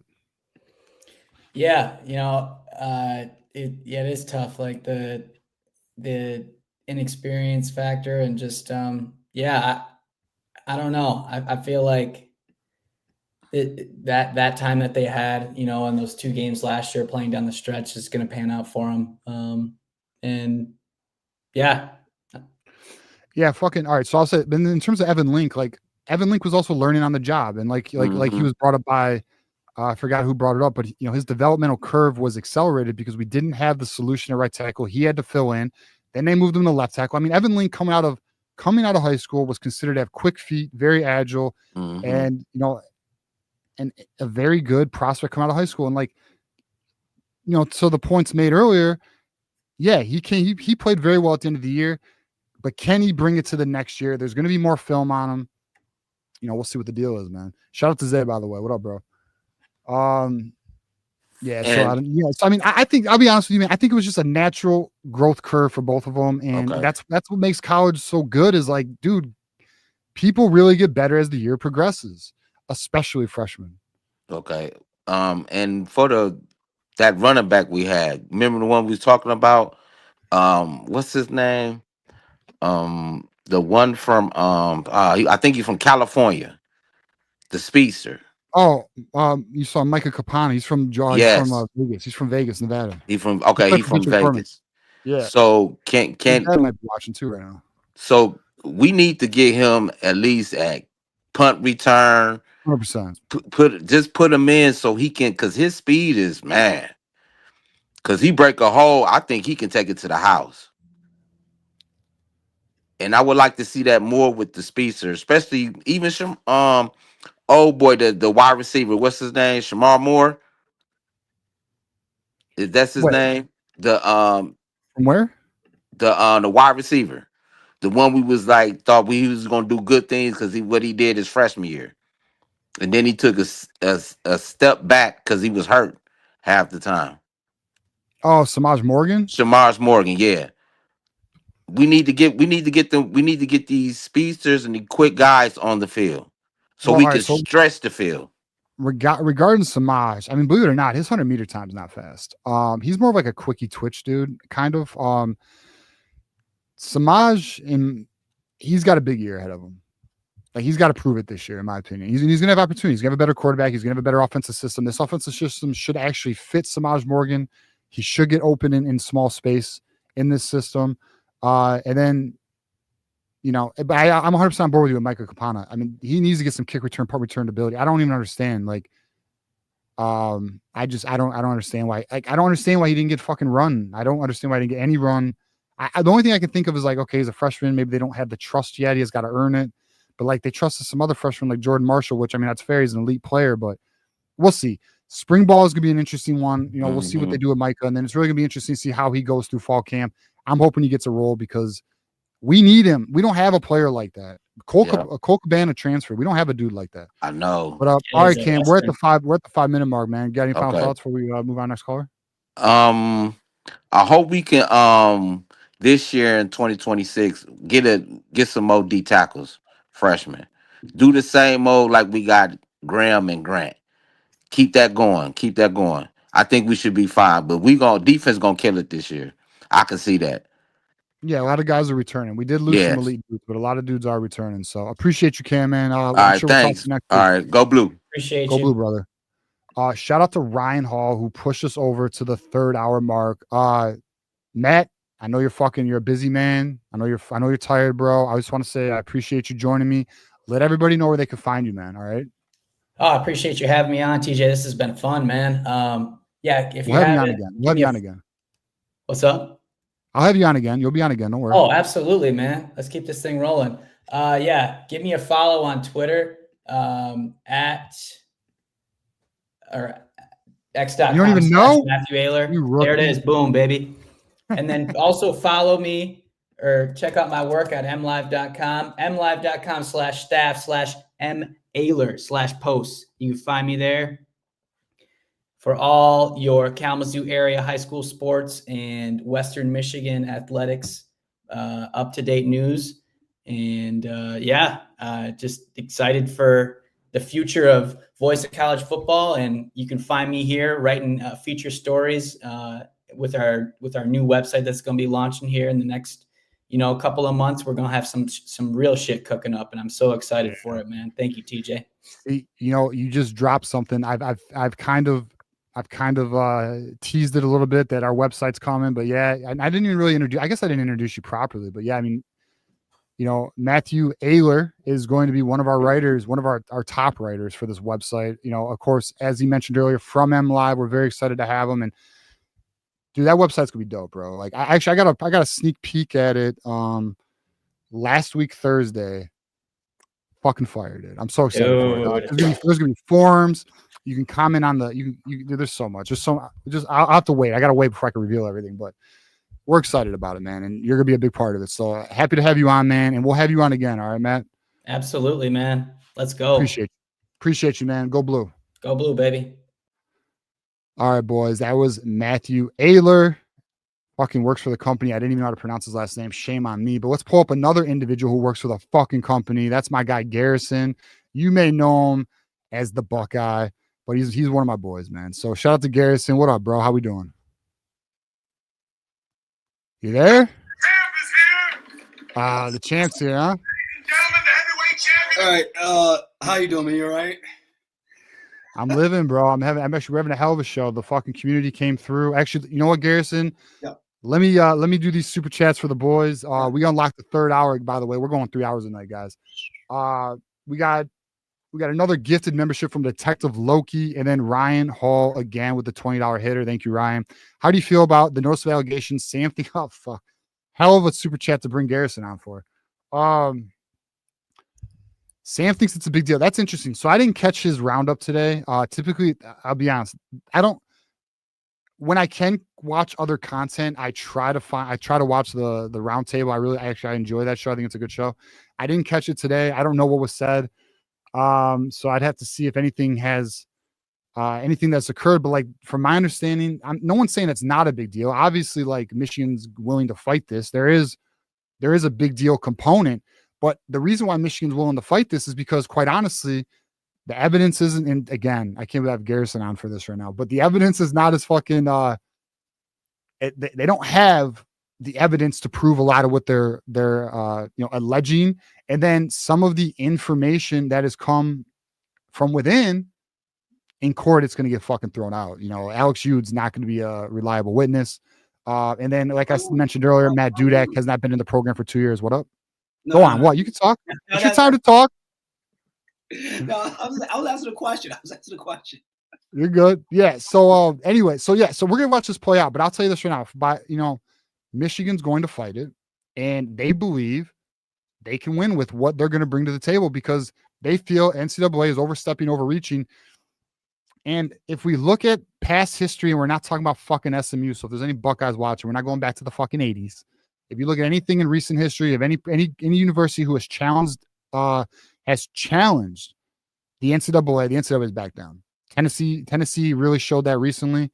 And I feel what's going to probably happen is at some point a resolution is going to be found. I mean, it's one of those things where the two sides are going to come at each other. They're facing off, but at some point there's going to be a resolution. But if not, Michigan's going to court and they're all in. And like we talked about before, from the regents to the president to the athletic director, the university as a whole, they are unified. Thank God, finally. It happened this year, guys. It happened this year. Let's see what the boys can do, man. And I'll tell you this right now. And Garrison, I'll tell you this right now. If Michigan pulls what they did last year, where a lot of talk and back down, then fucking we're going to call them out for it, bro. You know what I mean? Like, there's no one like that last year either, But at the same time, if we look at what Michigan did, what they did is they extended all of their length of times, and quite honestly, in my opinion, they're moving this current battle like a chess piece. They're playing chess right now, bro. The way they're doing extensions, now they're just going along with protocol. The 90 days, they're doing why do they got to rush? They're just going along with the system, and they're really just drawing it out. We'll see what happens over Garrison. They have no reason to go ahead they have no reason to go and rush this. That would be malpractice for them to do that. Right. And also, just before I say anything, I'm about to say to you and ask you, I want everyone in here to understand this. Shout out to Bryce in there. Go South Christian. Go Sailors. Anchor down. I don't believe in that proverbial hammer. I don't believe you are going to. I don't think you're going to get anything taken, like the vacated games. I don't think you're going to have your championship taken away. If anything, if it came to the worst, it would probably be a postseason ban, but that would be with the CFP. So no, that probably won't even happen. I wouldn't even go with that either. All right, you want to know what I honestly think is going to happen? So here's where I'm at now with punishment. I think a big ass fine, probably the biggest fine in college football history. Like, we're talking $10+ million fine. I can see that. I think Sherrone Moore is going to get suspended. to what extent, I don't know. 3 games? Are they gonna try and do 6? I don't know. They're gonna try and do something, and then I think they're gonna do a scholarship restriction. But here's the reality of that: we're at 105 scholarships now. Who gives a fuck? Yeah. And there's NIL, man. You can pay for your education. That's a fact. And that is already happening. By the way, they're already using NIL to pay for kids' tuitions to get them into school and shit. No. And so I want to give a shout out to my boy, my guy Zay here. You know, he's also got some. He's actually a pretty tapped in individual, and he is. He's saying Massive Fine and Jim can't come back. And so we didn't even get to that. Yeah, so there's gonna be like Clean Scale, like Jim. These guys are gonna get these like show clauses and shit. But I mean, other than that, I really don't think Michigan's fucked, boys. I think we're gonna be okay. I also think Michigan's gonna draw this out, and I'm curious to see how long it draws out. It's gonna be more than a year. It's probably going to be more than 2 years unless they come to a resolution. So will the NCAA exist in these future years? And I know Bryce or Garrison and your boy Bryce is watching. We were talking about this the other night. We were on the when we were doing a virtual. I'm not so sure that NCAA will exist. And I know you kind of are on the opposite fence of that. And I know Bryce kind of feels kind of how I feel. I'm not so sure the NCAA is going to be around, man. But they will be in the next 2 years. They probably won't. I want to touch on something that you said. And it's going to get to something I want to talk to you about. You remember when we had that call yesterday, and I told you that I did a lot of just notes and research on you guys. But here we go. This is it. Look at that. Here we go. So I want to let you know this right now. Sherrone Moore is going to get suspended. Yeah, I think so. He's going to. He's going. I don't disagree. I just said he was. I don't disagree with that. To what extent is the question? You said think. Huh? You said I think. I think he will. Okay, I think he will, bro. Like, what do you? I know. I'm sorry. I took that the wrong way. I got you. When you're a repeat offender, that's just what it is. You can't put your hand in the cookie jar too many times. And what sucks about that is the first one was bullshit. Fucking cheeseburgers, dog. So he bought a cheeseburger, dog. No. So here's my thing.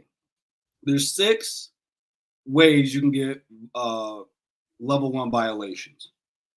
The 4 that I believe that you guys broke: lack of institutional control. We don't even have to argue that one. Failure to cooperate. Don't got to argue that one. Violation of the head coach responsibility rules. Don't have to argue that one. And then there's this one: unethical conduct. My friend, when they bought that cheeseburger, you guys are doing all that stuff. What was going on in the world? And this isn't like to get this isn't political. I don't care what side of the fence you fall on, sir. What was going on during the time? A fucking wild mess, dog.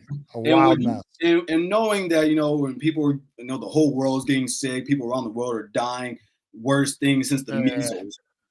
And you want to go visit a kid face to face during all this? Like, look, that's unethical. So all right, first off, let's say on your first points before we get into that, and I might I hope I don't piss people off, but because Garrison, you about to get me in trouble, bro. No, I'm not. I'm very clear. Well, if we start talking about that subject, I know people have their positions on. Oh no, we'll stay away from the subject. I'm just talking about when it happens. All right. So regarding the head coach, dude, if the coach doesn't know, he don't know, man. And then that's where you would say, well, lack of institutional control. Well, then my argument would be, what the fuck is Kirby Smart doing? Oh, I agree. No, I agree with you. But what we can't do here, because you guys, is whataboutism. Thank you. I love you. Yo, listen, dude. Listen. Listen. When I make debate points, I think of the counter arguments, my own points, bro. So like, I understand, like you know what I mean. So you know how I work. So look, in my opinion, Here's what I think, and I've stood fast on this. I don't think Harbaugh did know, but I do think Chris Partridge knew.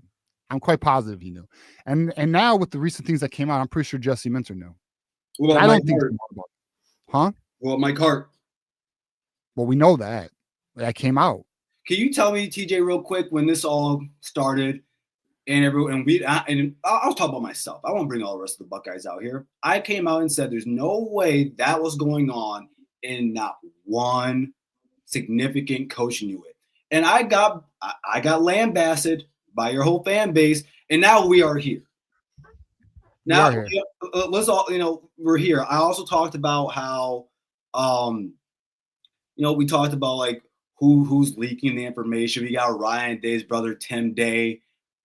We got Sherlock Holmes. I just really want to know, because you guys have pushed the goalpost every single time now. Where are you now? Where am I on what specifically? The PI firm, the whole scandal, and everything that you guys told us. Right, so first of all, that we are wrong about. Okay, so let me just get all right. So first of all, one thing that's interesting that hasn't been addressed at all is apparently, and this was reported by ESPN, a PI firm handed in the information. That was what was reported early on. Now, that's true. So that was reported publicly. So that's where the link between Ryan Day's brother came in. And then not only that, there are people within Michigan circles who felt it was right. Like we had a freaking say his name. Say some names. So Jordan Acker, one of our regents, actually talked about that publicly on social media about Ryan Day's brother being So that was one of the things. So there is a belief within the Michigan circles that PI firm was funded by Michigan. Now, one of the people who really believes that is Connor Stallions. And Connor Stallions we found out in within the year that Connor Stallions was actually the source to Isaiah Hole. And Isaiah Hole was getting all of his information from Connor Stallions. And that's where that came from on that angle. So that's where the PI firm. So here, all right. So you want to know where's my position? My position is this, and I actually talked about it a little bit earlier today. Yeah, I think Connor Stallions had people go to games and film from the stands.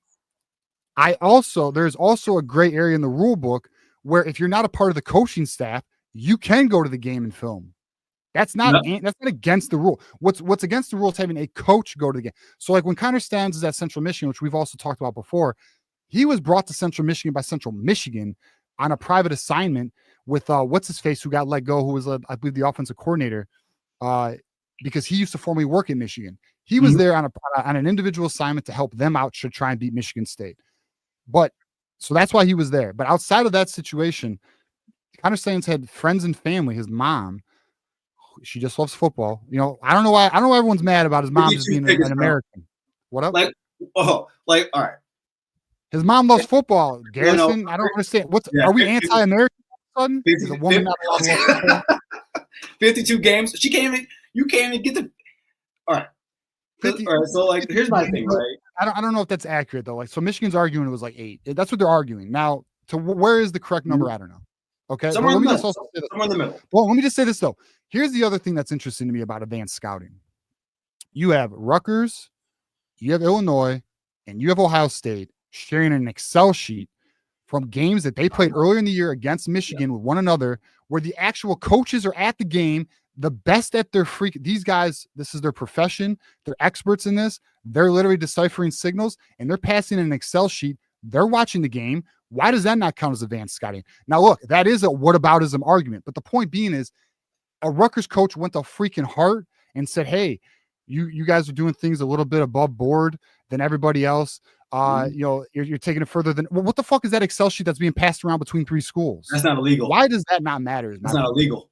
See, that actually is illegal. You cannot do that. That is illegal to pass that Excel sheet between 3 schools. Okay, then if it is, then let me make it plain for you. Because I try to look at things with common sense. You got caught. I don't disagree with that. I don't listen. Here's an argument here, Garrison, and we talked about this the other day. And I'm a Buckeye. So we talked about that 20-year run, that dominance you guys had.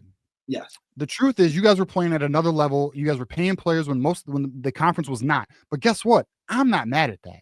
I said that. But I'm saying I'm not mad at that. I'm not mad at that. I think guess what? The SEC was doing it. I'm not mad that, and I told you this in private. I told Garrison in private, and I'll say it right now, and I don't give a shit. There's only one thing that makes me jealous of Ohio State. There's only one thing. That's the fucking will to win, the expectation to win every fucking year and do everything it takes to be number one. I respect that. Michigan used to have a what is the word I'm looking for? Like mediocrity is okay sometimes. Like just being like we are Michigan, like a self-arrogance to where we are Michigan. We don't got to pay players. We transform them. How'd that work out, boys? No. The reality is you got to evolve with the times because when a market evolves, if you do not evolve with the market, you will fall behind, bro. That's just what it is. And we did fall behind. If you look at our recruiting classes, I think Bryce from 247, Bryce Marriage put out a stat that the 6 top 100 players that we got this year is the most Michigan is more top 100 players than Michigan got in the last 3 cycles. I saw that. Okay, and it's because things have changed. But like that's the only thing. Just so make this very clear, that's the only thing I wish Michigan had that Ohio State has, and that is the freaking desire to win at all costs, almost.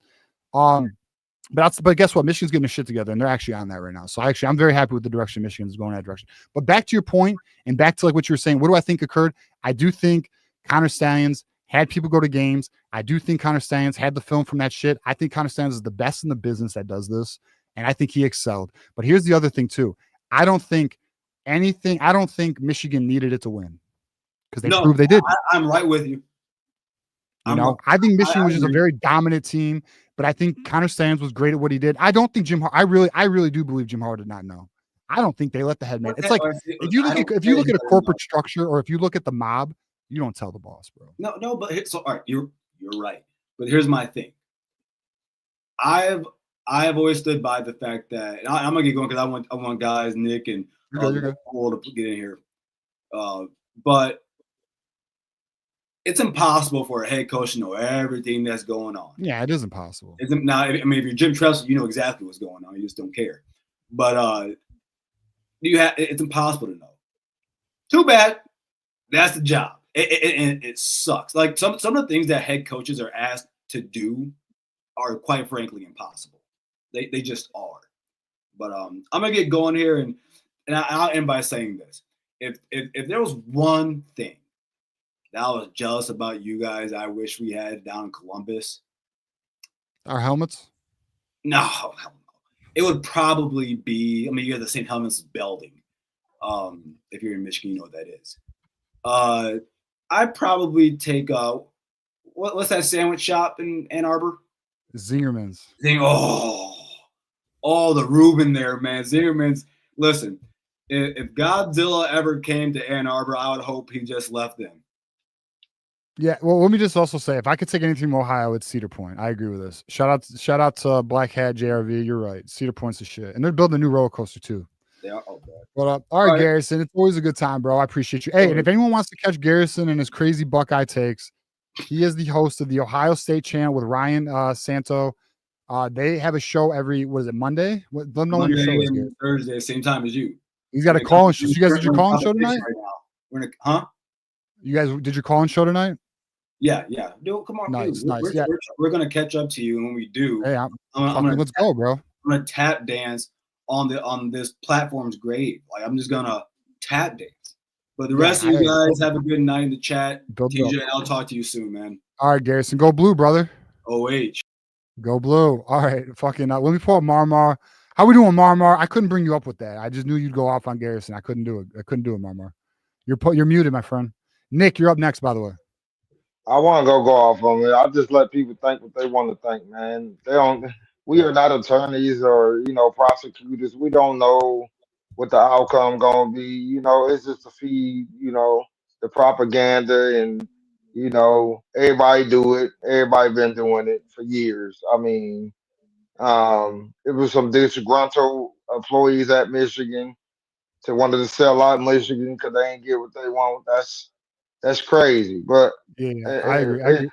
They didn't step outside the line. Just because you're talking about something don't mean you're guilty.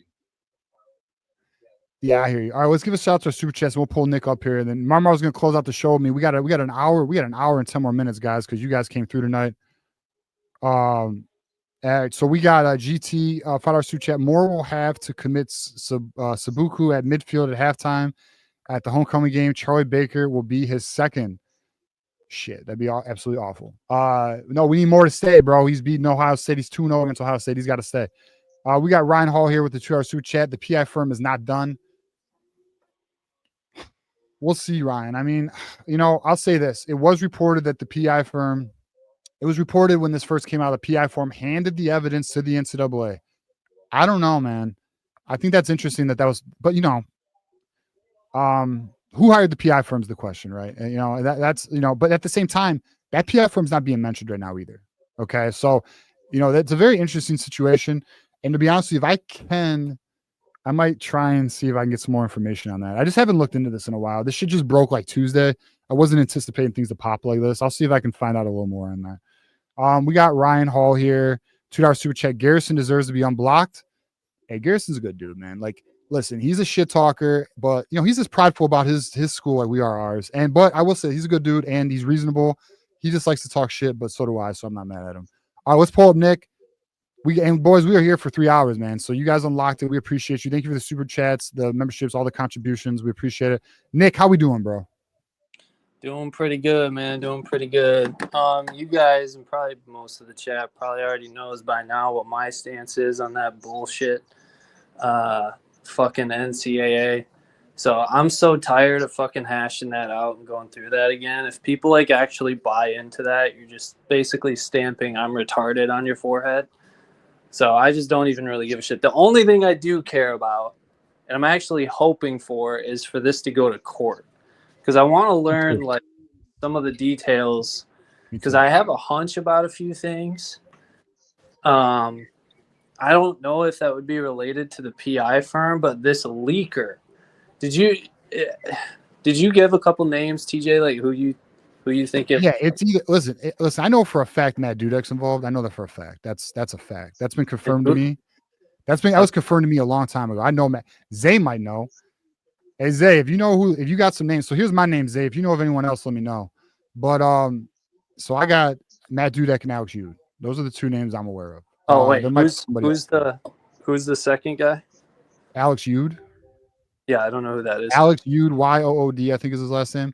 He was like a former what was he like? He was like some analyst or something, or maybe even something below analyst.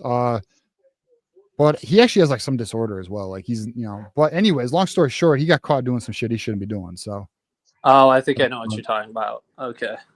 Yeah, so yeah, I don't know, man. So but like at the end of the day, I mean, it's just crazy, bro. And then this Mike Hart thing's interesting too, though. Okay, so do you believe then that the documents that the NCAA presented were from Stallion's like personal laptop?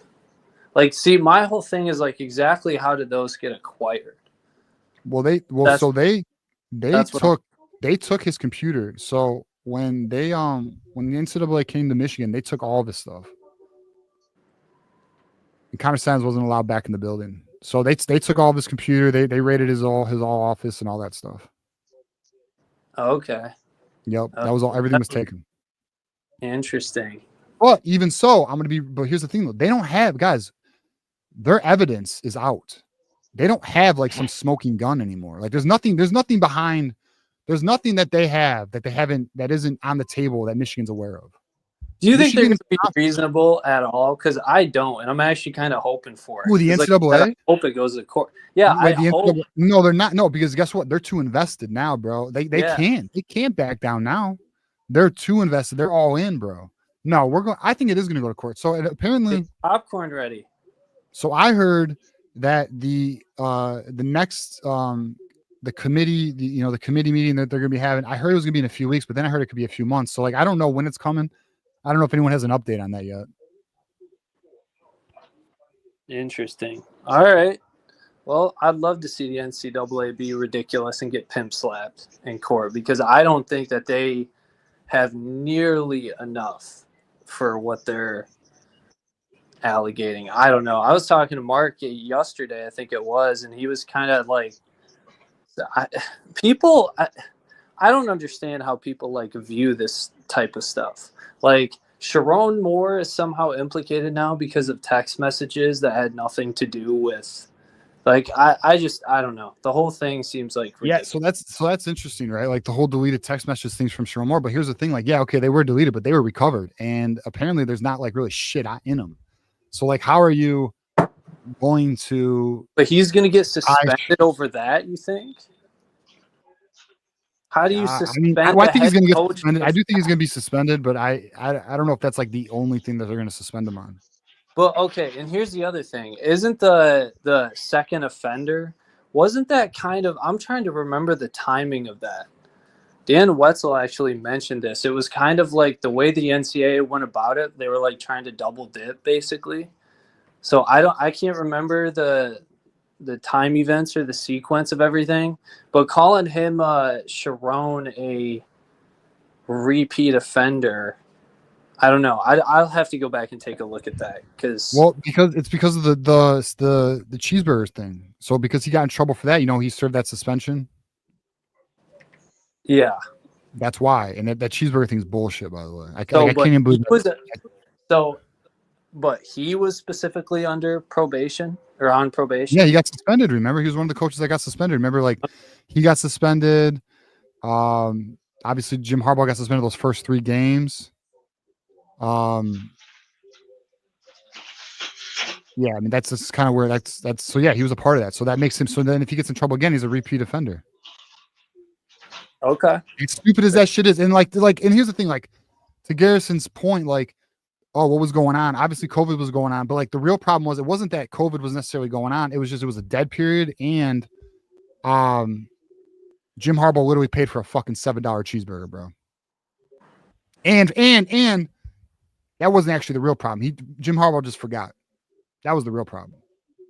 He don't remember. He don't remember buying a $10 cheeseburger while kids are getting fucking Lambos. Yeah. NCAA doesn't care about that though. NCAA doesn't care about the Lambo or the $1 million deal that's going on, or the like the $500,000 deal that's going on, because those were going on everywhere. Everywhere. No, we don't care about that. We care about that $10 cheeseburger though. Don't lie to us about it. Bro, we all know the NCAA was after Jim Harbaugh because Jim Harbaugh was pushing the envelope in terms of players' unions, getting players paid, all that stuff, dude. Like Jim Harbaugh rocked the boat because Jim Harbaugh doesn't care. That's just how he works. Like Jim Harbaugh walks his own path. We know this, like, so that's what happened. The NCAA had an agenda. They wanted him out of the league, So I don't know. I think Michigan fans should actually be kind of hoping that the NCAA goes as ridiculous as possible, just to watch them get pin slapped in court. I think it would happen. I really want this to go to court, and I want Michigan to go to war, dude. That's what I want. They better not fucking back down like they did last time. I don't think they're going to back down. I don't think they're. Because guess what? If they would have backed down, they would have accepted. They ran a smear campaign on the fucking university. I already saw some articles being written. I don't know if it was in USA or I can't remember who wrote about it, but I saw a couple of them like basically talking shit like the university itself is pathetic for trying to defend the football program. Like it's defamation, dude. You can't make that up. Like there's always going to be people who say the championship was rigged or bullshit or cheating just because, like, first of all, they're either jealous that they fucking lost, or they don't really. They kind of watch college football, but they don't follow it super closely. There's really Nick. There's two, and we're gonna get to our boy B-Dub here in a minute, but like, and he's like falling asleep on me right now. But like, I see a B-Dub, but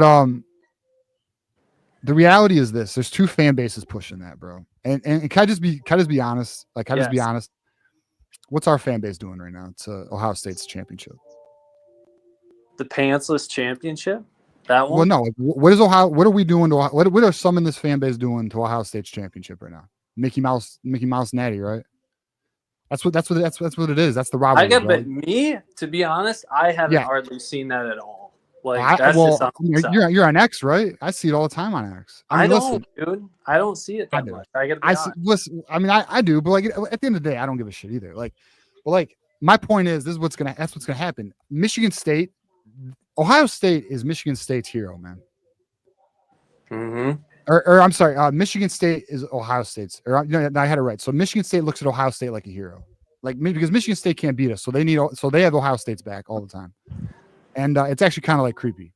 But those two fan bases are who push that. Most of college football, they don't give a shit, and anyone who's had an opinion, bro, like in terms of like the Josh Pates or the JD Pickels or whoever, listen, they recognize Michigan's title, bro. It's just the tribal, delusional ones who want to argue it because, look, I'd be lying if I said I don't like. Listen, I got a video coming out tomorrow on Ohio State, and I'm not gonna lie, I took some liberties in my thumbnail, okay? Because that's what we do. We take shots. Oh, and by the way, I don't think Michigan State and Ohio State, scandal-wise, are in any sort of position to try to have the moral superiority. Just saying. They have like pretty bad track records with that shit. I think the I whole don't like want to hear moral about like morals from that. Those I think the fucking whole fans. moral thing is out the window. It's college football. It's actually a dirty game, bro. Yeah, Everyone's dude. But playing they, dirty. you know, when Everyone's people playing don't dirty. have anything, they try to backpedal into some moral superiority, which is what they're doing. They're pissed off that Michigan kicked their ass. Bro, I And think they're most trying to people use don't the know. NCAA to fuck it up. I think a lot of people don't realize how dirty college football is. Yeah, dude. Anyway, man, I'll let you get to your next caller, man. Thanks for having me. All right, Nick. Have a good night, bro. Go Blue. All right, we got beat up. Marmar, what do you think about that? You getting words in. What do you think about all that, Marmar? I'm just like I said, the NCAA.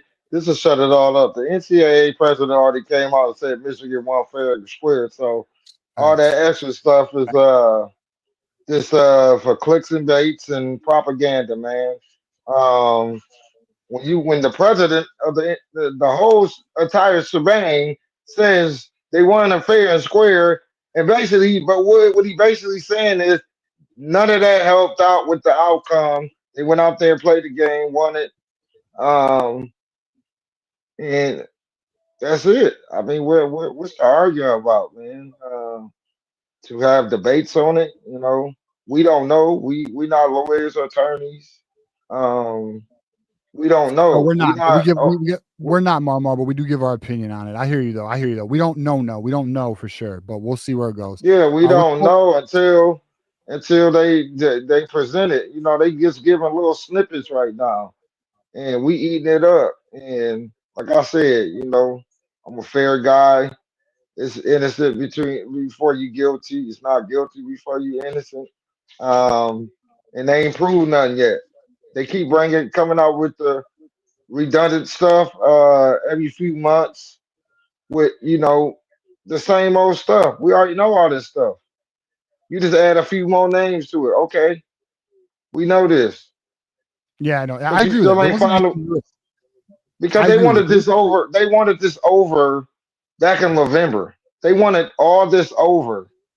They wanted this settled by then. And Michigan, they didn't expect Michigan to fight. Surprise. And now the NCAA got a dilemma on his hand because Michigan beat them without all that. Facts. They beat Alabama without all out that. So that's why Michigan fighting like, that's why Michigan fighting like, beat both we those didn't teams. We need beat Ohio that. State and Alabama this year without it. I hear you, man. Yeah, Listen, we know. that. And I agree. Not much really came out that I didn't know. The Mike Hart thing was really the only thing that came out that I didn't really know. Beat up. What up, bro? What's up? Shit, you tell me, What's man. up? I see you sleeping back there. Let's Zay, get you're in up there, next, man. Let's get in there. No, I had watched the round table. I always watch the round table. Sadly, it was only one guy. It was just Seth. Seth was on. Oh, just Seth was on today. What did I miss? All right, so I didn't get to watch it today. I was busy as hell. What so someone mentioned that Sam thinks it's a big deal. Is he off base or what's going on? What did I No, miss? if he didn't think so. Sam always sticks to his guns. He doesn't think it's that big of a deal. He would like it to go to court. Yeah, me too. Seth sort of was like, Seth like in like a footnote type of thing. He said, one, it looks bad on paper, right? The 6 level 1 level violations, or whatever. But the problem is it's based on how they feel more than factual. Right, that's the issue. There's a lack of evidence. The issue is there's only one thing that they can pin us to, which is possible advanced scouting. Right. And even that's somewhat not Gray. really Because it's not coaches. Because it's not staff. Coaches. It had to be right, staff. Not coaches. Right, it's not coaches. Coaches/staff. They cannot go and advance scout within the season. So when he sends people and friends and things like that, that's a gray area. Okay, and that's why he did it. So, but everything else is pretty much practically legal. Stealing signs, that's all legal. That's all within the books. Does the NCAA feel like it's unethical? Sure, but that's how you feel. That's not very factual, is it? So Seth was like, you know what? There's a lot of feelings of stuff, not very factual stuff. So if they go to the COI, which is the Committee of Infractions, right? they could turn them down because it seemed like Michigan's only really big move was to hopefully get the Committee of Infractions to check to reevaluate things, and to hopefully they can come to an agreement with NCAA.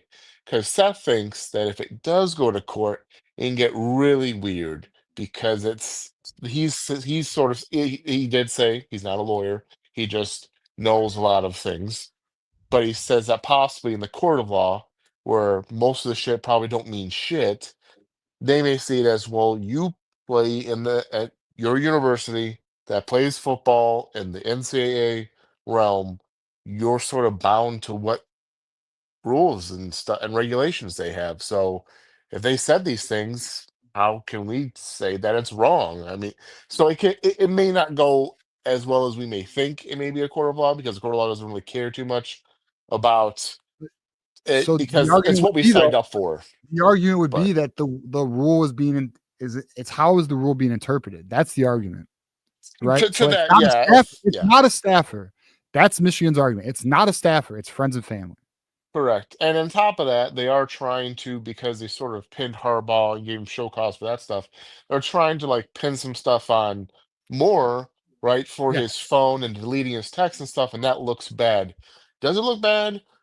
Sure. But you still got the text messages, and then the text messages you did get just said, okay, maybe meet with some Did people you here or know? there, but that's Did you not know? advanced scouting. That's just maybe some signal stuff, maybe not. At the end of the day, whatever Connor Stallions did, which even Partridge had commented on in the document, saying, dude, I'm not giving you any help for this stupid sign thingy. Like, Yeah. I don't care. Like, no. So even some of the coaching staff was like, dude, I don't even know what you're doing. If you are doing something, great. But I don't think people realize that the scope of this is it has to deal with signs. Stealing signs is legal. Advanced scouting is illegal. But they just know this guy. That's all this guy did was just fuck with signs, and then Did okay, you we know? can do Hey, something about it. But that's it. beat up? Did you know it's actually the NCAA has no jurisdiction to take phones? They have no legal right to take anyone's phone. That you have to do that. You have to do that in Correct. compliance. But how they see it is, if you don't Yeah, you're cooperate, not then cooperating. that I get it. becomes a higher level infraction to them. They're like, well, you didn't cooperate. Okay, fucking sue me. But still, I guess because most schools do this, they do have to back up all their data, all their phones, all their messages, because they have to report. That's what they have to do. So people that get all worked up, I don't feel very worked up about this shit whatsoever, because it seems like the information they do have off these documents is very little to barely any at all. They can point at things. People can point at things all they want. Like, look, he knew. Okay, let's just call it what it is. Maybe Sharon Moore knew only this, knew, okay, I got signs. This guy's stealing signs. Great. I can maybe use this to my advantage. How we got these signs, I don't fucking know, bro. I don't know what this kid does. Guy's got a goatee. He's 24. Holy shit, that's impressive as is. But and he's doing these secret assignments and shit. I don't like. No one knows what Connor Stallions is doing. He's running his own life. A lot of the coaches seem they're like, I don't know, the guy's doing something weird, but I'm not really participating. He may shoot me some knowledge here and there, but it's up to me if I want to accept it. But the whole sign thing, dude, it's not that big of a deal. It's not, because it's part of the game, and and people are saying, oh well, everyone's doing it and everything, and we're saying it. Yeah, everyone is doing it. And it is perfectly legal. It's in the rule books. And if we're really going off of the rule book, we really didn't do much in College Well, Stallions. and if we use look it at to the his rule system. itself, and if we look at the rule, and I'm going to move on to our next caller because Dave's been waiting for to get on here. But if we look at the rule itself, it's a bullshit rule, and it was only put in place because schools had budgets, and some schools couldn't afford to travel. That's what that is. But it is a rule. No one's saying it's not a rule. But at the end of the day, what we don't know is, does it matter if it's friends or family, or does it have to be a staff member? Because the rule says staff members, so we'll find out on that. But B-Dub, I appreciate you calling in, man, and giving us some clarity on the Sam Webb situation. Go blue, my friend. Go blue. Go blue. Go blue, B-Dub. We got a super chat. We'll bring up our guy Zay here. I'm curious what he's got. We got GT $5 super chat. If the texts were damning, the NCAA would have leaked them to ESPN months ago. Yeah, Pete Thamel would have got that, wouldn't he have? All right, let's bring up our boy Zay. Zay, what up, man? What's good, bro? Can you hear me? Yes, sir. Bet. I don't know why I tried to put my camera on, but it's saying something about a browser or something. I'm on the phone, so You're good, man. but no, every time I was getting ready, I was like, come on, TJ, you know the answer to this. Everything you said is kind of spot on. Like the rule, we all kind of went through this whole gray area, right? And so that right there is, if they want to take it to court, the court's going to be like, well, is it an actual rule? Is it an actual, are you actually breaking any laws? And I think this is why Michigan has been playing hardball, because they know, like you said earlier, they know their next step. They wouldn't really play rough about any of this 100%. if they knew there was going to be compelling or damaging evidence, you know. And then we're talking about this whole we're talking about the text messages and everything, which I think some of your super chats got it right on the money. None of it was damaging, so it kind of just voids out like it never happened, because they brought it back hoping and thinking that they can get something, and nothing got. So I really, and another thing of why I think, and I'm against, like, what Bull, shout out Bull, I know Bull, but I'm against what he was saying that they were saying in Sam's thing, is if this shit goes to court, you know how everyone's speculating how things are like getting leaked and everything like that. The NCAA is a very private company. If this goes to court, everything opens up and all other floodgates open up. And I don't think the NCAA wants that. That's why I think if it eventually gets there, because I think both heads right now are trying to see who's bluffing. And I think I think the NCAA doesn't want it to get to that point, because if they do, then I think Michigan goes ahead and throws the gloves off and says, well, they did this and they did this. I don't know if you watched well, I'm sure you watched the Connor Stallions documentary, and I don't know, again, that could be completely super biased and everything, but he said he's not the only one. So they could go ahead and call Connor to the stand. He can go ahead and start testifying.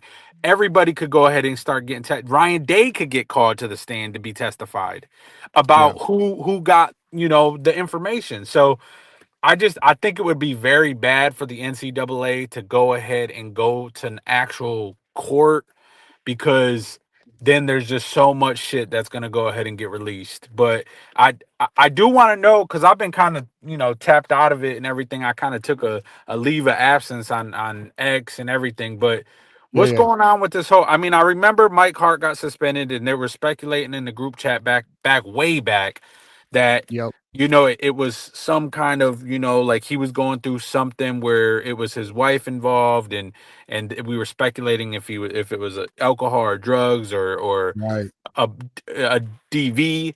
So was something new said?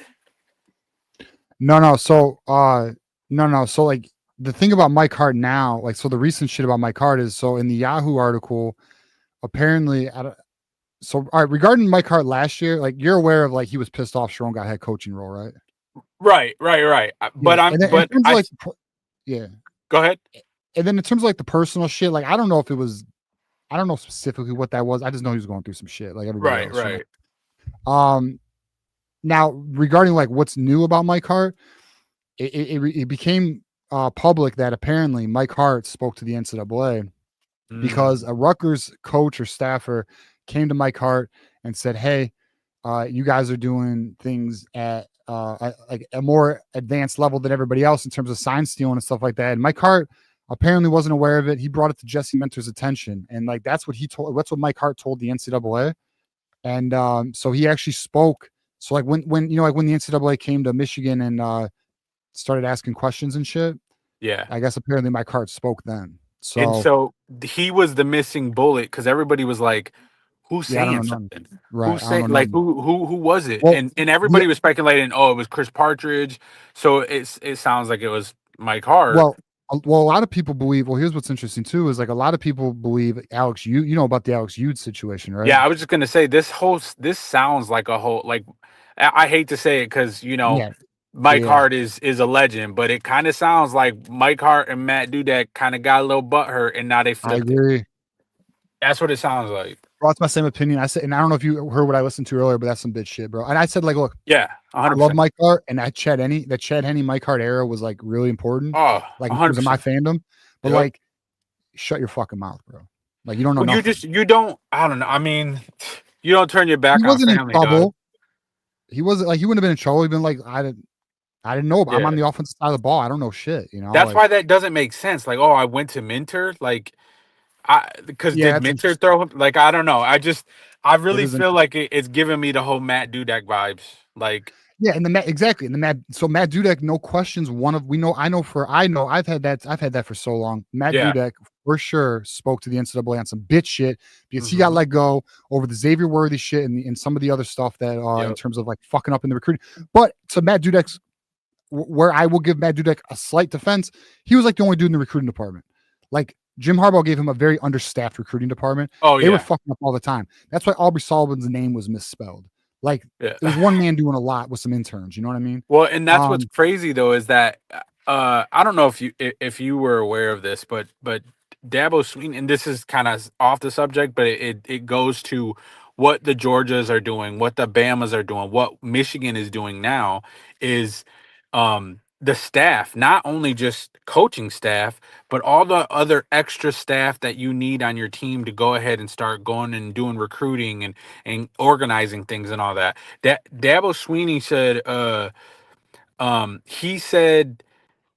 he got asked, him and who's the old coach for State? The one that was beating our ass. D'Antoni? Mike D'Antonio? Yeah. Yeah. So they were really good friends, and apparently he went to Dabo and was like what should I have done more, or what can I do more? And this was before Clemson went on their little run, right? And he said, you got to ask for more. You got to ask for more. You got to get more staff. You got to get more of this. You got to get more of that, because I didn't. And I think that's why State went down. They didn't have the caliber of players that they should have had, out there. And so I really do think that it's a good thing that Jim went ahead and finally was like, shit, we got to get with the times, we got to start investing in and getting more staff members and more of this and more of that. Yeah, and he did do that after Dudek left. He started improving, but Sharon took it to the next level. But I want to give a shout out here to Ralph, because this is very interesting. I don't think a lot of people know about this. Next, I haven't even talked about this one time on the show. This is a true story. So Alex Yud, his dad is a reputable lawyer, I believe out of Connecticut, guys. Plus Alex has special needs. Yes, he does have like some type of disability. I don't remember what it is. And then Ralph goes, I don't think Alex Yud is not part of it. Well, here's what's interesting. His dad, who's the lawyer, is actually like really good friends with the head of the NCAA. True story. Yeah, so that's interesting. Interesting. Yeah, that whole thing too. I didn't know what to think of the video, of the story. So I just kind of was like, I'm not gonna speak on that. Like, yeah, it's a while. Yeah, like rival writers kind of got not like rival writers, but like Trevor and Josh, like they kind of got a little like hung because Ohio State fans are saying that they knew the information and they withheld it. Yeah, it was, and that wasn't it. Look, like Trevor and I have had our differences and stuff like that, but both of them are stand-up guys. They're not they don't like putting shit out there if they don't know 100% the facts, and I respect them for that. Yeah, and also like to be real, and like Zay, this. When it comes to like the Trevors or the Josh Hinskys or the Isaiah Holes or the Sams, like, bro, if they speak when they're not allowed, they burn sources, bro. Oh yeah, 100%. I mean, shit. I do the same thing with when I'm doing the spaces with the recruits and shit. I don't want to put shit out there, and that's like some of those graphic designers. They get fed fake shit because they don't want to release that shit. These kids have the right to be able to go ahead and push it out there and stuff, and so that's why I'm like, I don't even really like doing recruits. I like doing commits and players because you never know, things could change and everything. So I get it, dude. Yeah. And also, I want to give a shout out here to Lance. He goes, Connor was also on Busting with the Boys. He goes in depth. I agree. So if anyone has not seen the Connor stat, Zay, have you seen this interview with him and Yes, Busting it with the was. Boys? I thought it was amazing. I don't even like really messing with the Busting with the Boys, but that episode was good. All right, so I do like Busting with the Boys, but I will say this though: that interview with Connor Stallions, dude, I'm not gonna lie to you, Connor Stallions has his shit together, bro. Like he's fucking like. That was like the thing for me where I was like, all right, dude, he's like just 6 steps ahead of everybody. Man. Well, you know it's the military background, but also, I mean, if it goes to courts, a judge might be like, "Is this guy okay? Like, is he like?"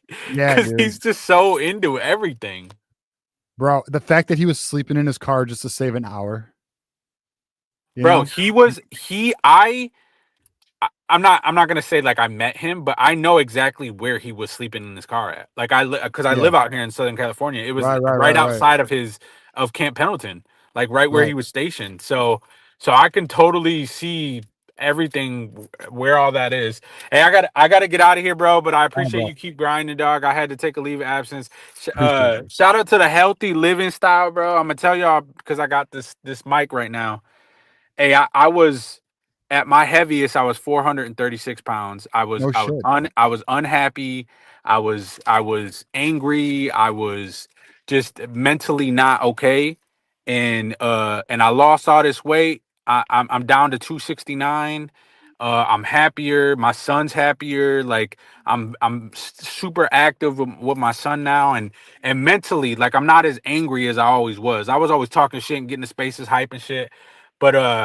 But I had to step away, and so I'm glad that you're able to go ahead and have this platform and keep pushing and grinding. And I'm gonna be back in Michigan in July, so we got to link up, go to a Tigers game. Well, I do, bro. I was gonna ask you. I was like, bro, you coming to the because I know I reached out to you before. I was like, bro, you coming to the spring game or not? But like, all right, well, we'll link up in July, dude. We'll figure it out. Yeah, 100%, bro. All right, bro. It's love, dog. I appreciate you. What up, by the way? Yeah, that's my boy. All right, Marmar. I'll catch y'all later. Hey, all right, go blue, bro. Go blue. Hey, don't be a stranger, all right? Yeah, for sure. What up, Maze? Peace. All right, we got Maze in the fucking house. We got Zay calling. That's what I mean, dude. I'm gonna be really Marmar, and I got fucking Marmar up here with me. Like, I fucking love doing this, dude. Like, I love fucking. You know what I'm saying, bro? Like, we got a nice little, you know, like we all got like I fucking like, you know what I'm saying? Man, do your thing. This your thing, brother. You know what I'm saying? It's us. Like, all right, get your weight up, it. man. That's all it's about, man. This is the grind part, man. It feels good to be out there in the working world, man. You know, waking up, looking forward to do your thing every day. You know what I'm saying? Not just sitting around being miserable. I hear you, bro. We're about to pull West Quad up here too, bro. And one just after I read the super chat. But shout out to Blue Wolverine. I didn't forget you, bro. We're gonna get you Post Detective Loki. But like, I just want to say, like, it's dope to be a part of this, but it's dope to see like where it's going and where it's gone. Like everybody a part. Like we got fucking West Quad fucking with us. Like he's kicking with us all the time now. But let's give a shout out to Blue Wolverine, another OG to the community. Shout out to his son Micah. 499. Shout out to my broke stalker. Over 50 and living in their elderly mother's house. Someone must have crush on some BW. Go Blue, you broke bitch. Bro, I don't know who your broke stalker is, but shit, shots fired, dog. Shots fired. We got Detective Loki gifted another membership because he wants to share. He's just trying to share the community. We appreciate that. We got Keith Rebar that's gonna be coming in after West Quad. And I just appreciate like all you. I really do appreciate everybody, man. I do. All right, let's get West Quad up here. Another one. What's up, man? How we doing? Hey, back in here. Hey, I want to just talk about the recruiting side of things. Like, let me tell y'all something, bro. Like, tell us. It's all for the clicks, bro. Especially nowadays. Like, back in the day when I was playing and shit, like I was listed as a 3-star. My coach exaggerated all my my stats, my size, and everything. Your height and weight, yeah. And I got listed as a 3-star in a recruit manual. It was I was 6 feet 180. Like I was not 6 feet 215. I just hit Bro, you know how like when you play high school ball and like it's right before like 2 days. So like I'm you played 2 days. I did 2 days. Bro, you know like they weigh you in and shit and like make sure your weight's right because you're about to be like dehydrated as fuck the next like 5 to 7 weeks, whatever. Bro, I'm in there and the head coach is like, "How tall are you?" And I was like 6'4". He goes, "All right, 6'6". He's like, "How much do you weigh?" And I was like 230. He's like, "All right, 245." I'm like, "All right, fuck it, let's do it." And I was a freshman, bro. Right. I was like, "All right, let's go." But no, I want to say like don't let the recruiting stuff upset you because they're only dropping Haywood. It's a Michigan drop, but I think Marmar we were talking offline, but it's like, yeah, they did it so we didn't have as many 5-stars as OSU and whatnot. But another thing, just on that note, did you see who just so happened to get a bump to 5-star? The former Michigan commit. Yeah, I posted that, bro. And that's only because Penn State didn't have any other 5-stars, bro. Like, they have to keep fan bases involved, so never let it like upset you. You're right. You're not, dude. I'm gonna tell you right now. So here's my post on that. I made a post on that. Shout out to Olish's mom. She's a friend of Michigan Nation. I said it, dude. The post Michigan 5-star bump. We all know had he stayed at Michigan, a nice 30 spot drop was in the cards. Mom knows. So yeah, he became a 5-star, bro. Like, that's just what it is, man. Like, that's what I'm saying. Like, I mean, I think if I'm a kid watching, like, I would use it as motivation. Like, if I dropped and I know that I didn't do anything to drop, I would definitely use it as motivation. But I'll say this though, the biggest fucking clickbaity thing I've seen in a long time was that Rivals Underwood shit, bro. Oh yeah, no, that's dude, that was such a clickbait move, man. That was such a content that they did that to get traffic, bro. I don't care if he camped with you or not. Everybody else has got to be one, and you're gonna drop. And it's not even close. He's considered the fourth or fifth best quarterback to come out of high school since 2000. Right. I mean, 3 is crazy. Like, I'm not gonna lie. I already thought that. Yeah, 3 is crazy, dude. You're right. 2 is still crazy, but 3. Yeah. It's like, bro, that shows you the politics behind the game. Like, you have to understand, like, it's political, bro. Like, because I didn't camp with you, I'm not as good as a prospect that I was before. That makes absolutely no sense. Yeah, that shit is wild, bro. And like I'm saying, like, if you're a fan out there listening to me right now, please, I mean, you're not gonna listen to me, but you're gonna buy into the bullshit. But don't, bro. Like, for your mental health, don't get mad about these drops because it's all politics, bro. West Quad, here's how we look at it. We're film watchers, bro. Like, that's what matters. Sure. Like, the rankings, like, and like, here's another thing too, West Quad. Like, the reality is, there's no way to watch fucking 2,000 kids in all these different regions. Like, that's the thing too, is like a lot of these analysts for these networks, they're only doing the West. They're only doing like the Southwest, the Midwest, the Florida, the freaking, like, they're only in a certain region, Northeast. Like, they can't watch every kid. It's impossible to rate this accurately if there's too many kids, dude. That's why people like.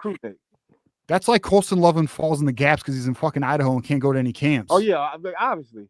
I mean, then we got another one out there right now. If you know what you know, out of Montana. Yeah, but no. Is that the Ludwig kid? Yeah. That's what I was thinking about. Yeah. But no, I mean, even me, like, I consider myself a recruiting, but my issue is I'm only looking at film on people that we're involved with. Unless it's just like some recruit that's just like outrageous. I don't care if like I'll take like the top 10 to 20. But other than that, I'm looking at Michigan recruits. So that would be my one drawback as far as paying attention to the film personally. But yeah, man, don't let it bother you, bro. Like, I only wait, what? I was about to say, if you're listening, don't let it bother you, bro. It's part of the game.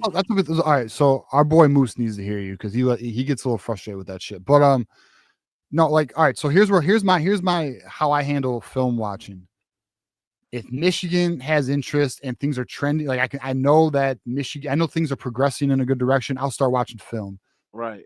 Outside of that, I lay back because like there's just too much film to watch. I'm not even, and not only that, sometimes I get fucking really depressed when we don't, like, if I watch film and I fall in love with a player like Shakai Mills-Knight who went to Ole Miss, or Marquise Davis, that one crushed me last year, by the way. You're like, why are we not in on this guy? Well, Marquise Davis would have had, but Kentucky doubled the offer, and then he ends up going to Missouri. Sons of bitches. And then the other thing, I said this on M3 show. Look at what happened with ESPN and how back in 2022 we had like the number 8 class, and now it's the number 1 class. I trust the coaches, especially now. Well, like, I love what we're doing now. Like, they're not following the stars and whatnot.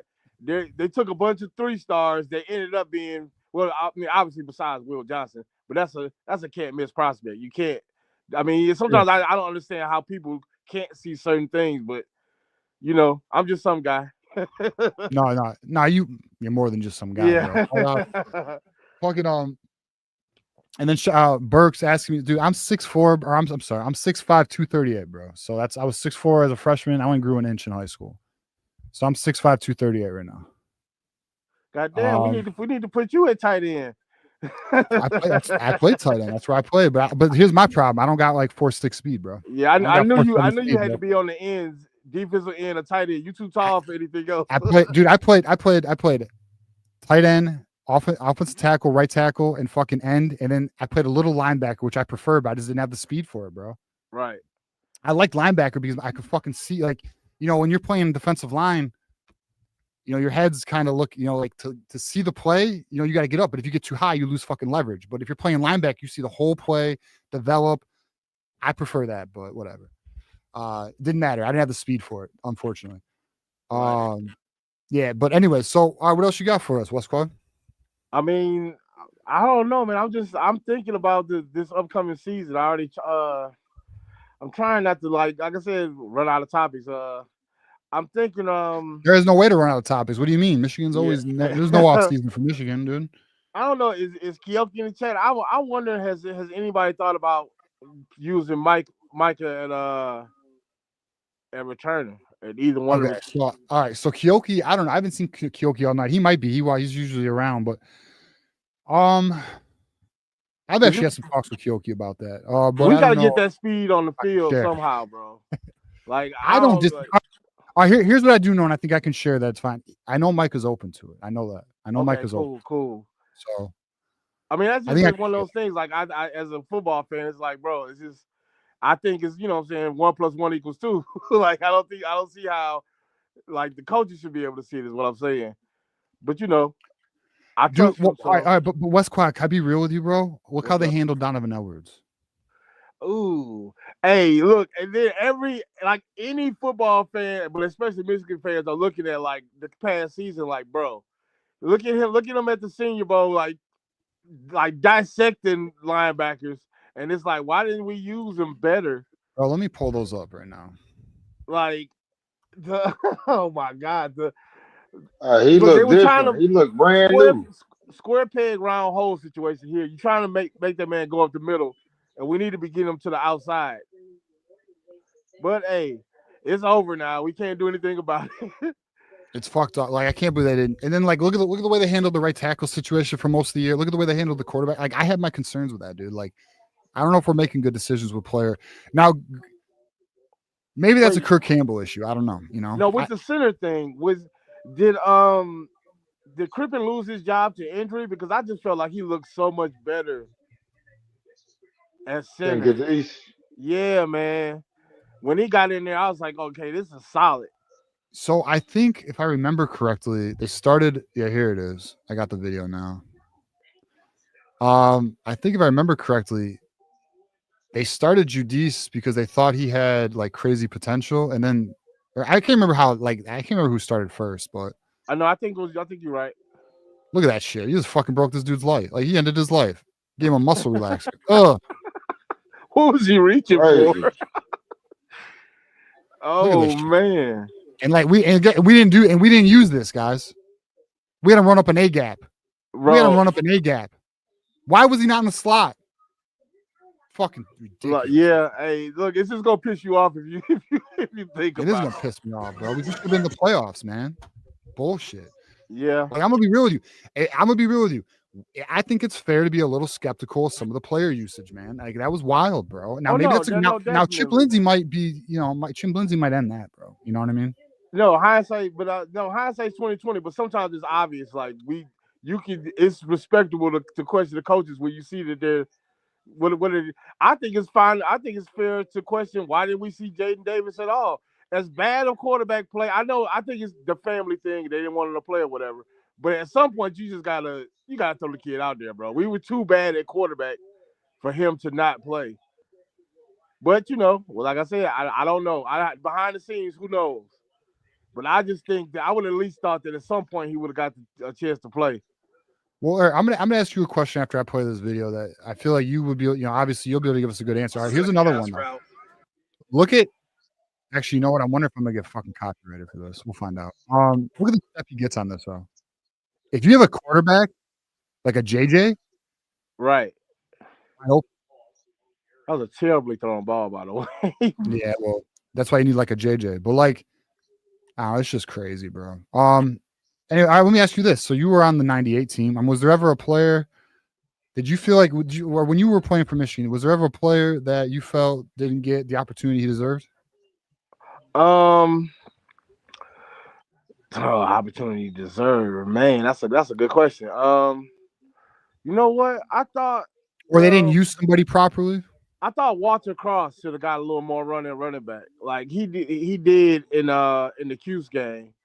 But that's a good question, man. Like, I don't know, because everybody ended up playing pretty much from that. I came in with that freshman class, and they all pretty much got a chance to shine. So let me think. That's a good one. I had to think on that one. I ain't gonna lie. Maybe I'll come back to me. Yeah, hey, just so you know, I'm still waiting on some of those stories you were telling me about. Oh yeah. Hey, look. Hey, remember the person that I mentioned before behind the scenes? And look at where he's getting mentioned out, which is why I didn't tell that story. Like he like, over the airways, because it's like, bro, I'm not trying to, you know what I'm saying, mess up nobody's opportunity. No. I get, I know, I got you. Don't worry. Because that would be crazy, right? Yeah, no, we won't be saying nothing. Yeah, we'll talk about some shit. But you don't want to break that kind of news on here. No. All right. So what's up? All right, what's quiet? Let's get your final thoughts. I'm gonna bring Keith up here, my guy. Final thoughts is man, let's go ahead. Oh yeah, stop worrying about Haywood, bro. He's pushing the sign today, clearly. Like, it's less than a week. So yeah. All right. Well, yeah, actually, no, let's talk about that. So I mean, I think you bring up a good point. Like, look, the agents, like, and it's not about the kids either, man. The agents are directing these kids, like they're just. I mean, I guess it's a different day and age. I didn't even think about that part. The parents and players are just trusting the experts. You know what I'm saying? Because they're going to have their best interest. You feel me? That's kind of just what it is. Like, these parents are going through this process. It's brand new for them, and they just want expert advice, and that's what they're going through. And that's what these agents are doing. The agents are just playing the game, bro. Yeah, I didn't even think about that aspect. I'm just saying, like, my train of thought is this far. This far and this close to signing day, why not just do it on, what I'm saying, the biggest splash? I hear you. Well, here's another thing too, though, bro. And like, you should, out of all of us, you should know best, bro. Like, bro, he can get a little more attention because once he steps on the practice field, he's just another dude. Just like on the program. If you've never seen the program, please watch the program. Hey, you're gonna be treated like you are the most special person in the world, right? But once you step on the fucking field and practice, you're just another dude. Now you may get a little favoritism over another dude, guy, but you got to earn that shit, Sure. So that's just what that is. But all right, West Quad, we appreciate you, man. Hey, appreciate you having me. Go Blue. Yeah, go Blue, man. How you doing, Marmar? You good, bro? Yeah, I'm good. I was just watching a little basketball. My bad. What are you watching right now? Illinois and Nebraska. Okay. Who's winning right now? Nebraska by 2 with 154 on the clock. They play Illinois. They up on Illinois. When's Michigan? I'm just watching. Here in a couple of days, I think. Saturday. Let me look. We got Rutgers. Rutgers pulled it out in Northwestern last night. Yeah. Hey, shout out to everybody, watching the show right now. We appreciate it. If you can like the video, we'd appreciate that as well. Keith Rebar is coming up next. We do have 22 minutes, and then we are going to end the show tonight. But I just want to appreciate everybody who was a part of it, and definitely everybody who's contributing, because it does mean a lot, man. Like, appreciate it, man. I'm gonna be real, man. The financial contributions help build what we're like I told you guys for a long, anyone who's rocked with us, where we are is not where we're heading, man. And like, you guys see this with like the new stuff we're bringing in with the $1,000 bracket challenge, and I want to bring a bunch of fun shit. And like, we're not done. And the spring game is just gonna be another fucking level to that. Like, I'm trying to do some sweet shit for the spring game, like in terms of like a dope post game. Ryan Hall, we got to talk. We will talk, and do the damn thing. But all right, so shout out to Dem Vocals 1. 499 super chat. Just like I said earlier in the season, Edwards should have been in the Percy Harvin type role. Totally different season.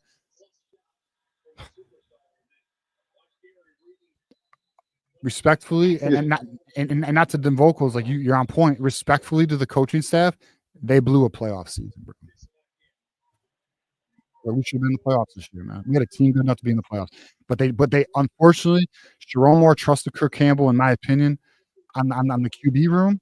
That was a mistake. And then to not utilize players to their strengths cost us a playoff year, man. Like, we really should have been in the playoffs. And then we all saw the playoffs. What would we have done in the playoffs? You know what I'm saying? What would we have done in the playoffs? I think we would have made some noise. We probably would have won our game, I think, but we'll see. Let's pull up our guy Keith Rebar, and we got an old friend. We got an old friend who just called in. We decided to talk to him. A national championship winner, actually. But we'll get Keith Rebar up here. What up, Keith? How we doing, buddy? Hey guys, good to see you again. Hey, it's good to see you, man. How you doing? I'm doing okay. I just got out of what would be a 6 or 7 hour political event. I quit at 4, and so I figure I could jump on now. Yeah, appreciate it, man. Well, thanks for hanging out. I haven't heard anything up to this point, but did I hear something about a first-ranked class? We are 6th ranked class. We have a 6. Well, once Ty Haywood commits, we will be ranked 6th in the nation. Oh, okay. I heard third. I heard third. How confident are you about what? Ty Hayward's committing? I would say 98% confident. I'm actually maybe 99, but I just want to leave a little bit, wiggle room. I'll give myself 2%. Do you know it for a fact? Dude, 2 weeks ago, I was pretty much told it was a done deal, which is why he didn't take any visits. Just so you know, so he had an opportunity to take visits last weekend. He didn't, because it's a done deal, boys. Like, it's been a done deal. I mean, the NIL has been agreed to a while ago. Okay. He's told, like, they. From what I've been told in the group chat, he's kind of told them he's coming, and to the other players. But we've had, just so you know, that we've had that before. Actually, so the number 1 defensive end in the nation who was committed to Georgia, we actually got invited into a group chat with him in it, and he told everybody in there, and there was players in there as well, that he was coming there. So, like, I guess you never know with that. But long story short, I know who's involved in terms of the financial. I know who's involved, and I've known for about 2 weeks now that he was coming for sure. So and if anyone watched our show, I've kind of told you that. I never bullshitted it. And him not going on a visit last week and just only cemented what I was hearing. So, where was he supposed to go? Is he a 5-star? He was a 5-star. He just dropped to 40th in the nation, but he was 24th in the nation. He just dropped. Okay, the thing I saw today was he's all but committed, and then some other 5-star was just got dropped, and it's a likely Michigan land for a 4th 5-star that would put us 3rd. Did you hear something about that? No, there's no other players. The only other player who's available is Zaire Mathis, and we're not getting him because the amount of NIL he's asking for, Michigan's not willing to do. It wasn't Zaire Mathis. It was somebody else, somebody that I've never heard of before, but he was sitting in somebody's program. I can't remember which one it was, and he was pulling out of it. If somebody in the chat knows, I don't know. I've been pretty busy this week, so I'm not as tapped in as I've been. But plus, I'll be honest too. When it comes to January, it's just there's not like anything concrete typically in January, so I don't have like a lot of like. I just got the Ty Haywood shit right now. Like, I'm aware of that situation. Yeah, but in terms of I'll look at my history, and if I find out who it is, I'll send it to you on X. Yeah, let me know. But another thing that I'm aware of that I think that I haven't really talked is Savion Hitter, man. I'm sorry, Savion Hitter. I got to really get that down. That's looking good. That's looking really I think good. That might have been the guy. So he's a 26. He is a 5-star though. He's the number 1 running back in the nation. That's looking really good right now. Is that for 25 or 26? 26. Number 1 running back in the nation. 26. Okay. Maybe they were talking about the 26 class then. Okay. Also, yeah. Okay, but I'll find out more about that. Yeah. Let me know. About these about this notice of allegations and Michigan's response. Okay. The thing I was most shocked by, and I think Michigan was this, and I don't know if anybody's brought this point up yet. I haven't heard it, but I was not expecting 6 level 1 violations. There were 11 total. 6 of them were level 1, and in those 6, there were 2 or 3 recruiting things that I've never heard of before. I don't think so. Do you know anything about those? Why there were 6 and what recruiting things were going on? Well, I mean, the reason why there was 6 is because like some of them are for like failure to cooperate, and then obviously like one of them, obviously one's like one of the things they're claiming is advanced scouting, but like I want to also stress, Keith, Tennessee had like 18 and just got a fine. Level 1s, by the way.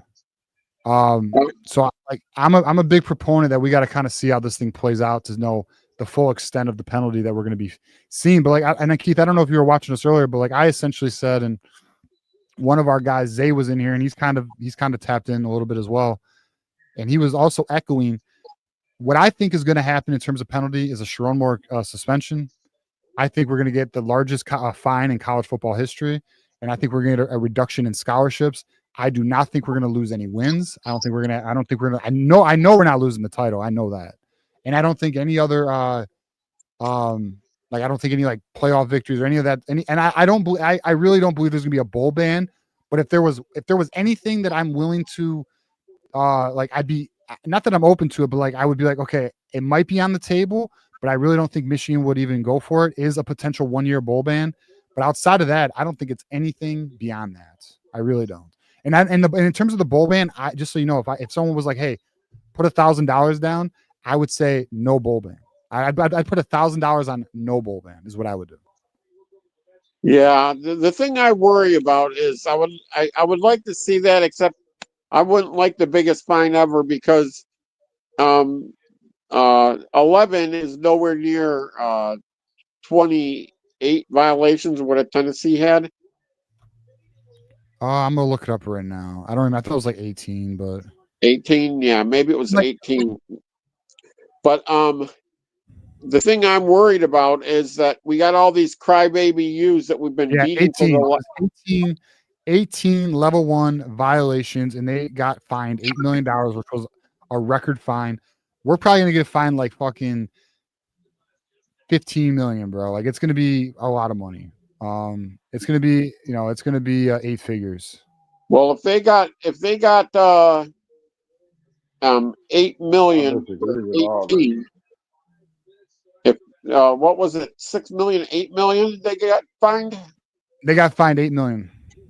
8 million for 16, that means we should be about 2.3 then for you would think that, but they're not. I'm telling you, man, we're gonna get the largest fine in college football history. I feel very confident in saying that. Yeah, I think they're gonna twist the screws on us every way they get a chance to, and because all these crybaby U's, they were all crying to punish us before we even charged and convicted. Ryan Day cried every year after every game we beat him the last 4 years. Ohio Ryan is just crying to everybody he can. Yeah, I don't disagree with that. We all know that, but I will say this about Ryan Day: he handled that. That kid who did 4-0 on him. He handled that pretty well. Yeah, I respect that. I respect that. I respect that. Listen, he's just a human. He's just a human being on the other side of the line. We talk shit, so but I agree. It's all he could have punched on dude, told dude to shut the F up. Fuck off. Yeah, he could have said fuck off. And he could have acted not cool about it, but I'm gonna be real. And listen, he just walked off. And then he said, and before he walked in the door, he said, "Did you see what we just did?" So he had a shot in too. So yeah, I agree. I respect how he handled that. But all right, Keith, we're gonna get to our final caller. Go on, Marmar. What up? I just want to say this: the way the way Zay said it, he said that they don't want to go to the courtroom because then you have to expose everything. I agree with that totally. And like he said, he's trying to see who bluffing. The NCAA trying to see if Michigan bluffing, and Michigan trying to see if the NCAA bluffing. But if Michigan do go all the way, went to or would it be to where it go to court, NCAA gonna fold, man. I'm trying to tell y'all. This is not this is chess, not checkers right now. Every time you playing checkers when you jumping motherfuckers. So that's all I'm saying is that yeah, ain't nothing gonna come out of this, bro. Cause nothing, if you really look into it, ain't nothing was wrong. Yeah, Mike Hart said what he said, but I think Mike Hart was just doing that. Just and Jesse Miller probably was like, "Nah, I don't believe you." You know how somebody tell you something, and it's the first time you ever heard it, you be like, "Nah, not my guy." You know what I'm saying? Like, yeah, man, you got to look into all the avenues and the vantage points and this stuff, and there ain't nothing there. Well, you got to remember this, Marmar. You got to remember this is that Mike Hart was saying this before the Sharon Moore decision was made. This was in the beginning to the middle of the year when Mike Hart would have been addressing all this stuff. So he wasn't talking from a jilted lover standpoint at that point. No, I'm not saying it like that. I'm saying that when he was, how when somebody asks you something, you get to talking, and then like when he said he told Jesse Ventura, but like that's like I said, that's like the first time you hear somebody come up to you, be like, "Hey, did you hear about Robert down the street?" And he got shot in the leg, and you'd be like, "Nah, not Robert." And you wouldn't, but you taking it for half glass field. So that's how Mentor probably was looking like. Nah, I don't believe that. That's just Rutgers just trying to be extra or something, And then Mike Hart probably told him the NCAA the same thing. Like, Mentor probably didn't even believe what I was saying. Like, because it was hard for me to believe, Like, so that's all I'm saying. Like, I won't pay too much mind to that. You know what I'm saying? They gonna blow that out of proportion too.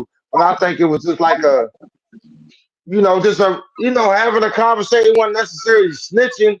It was just like, I mean, I just look at it different, like, because life, just how life is. So,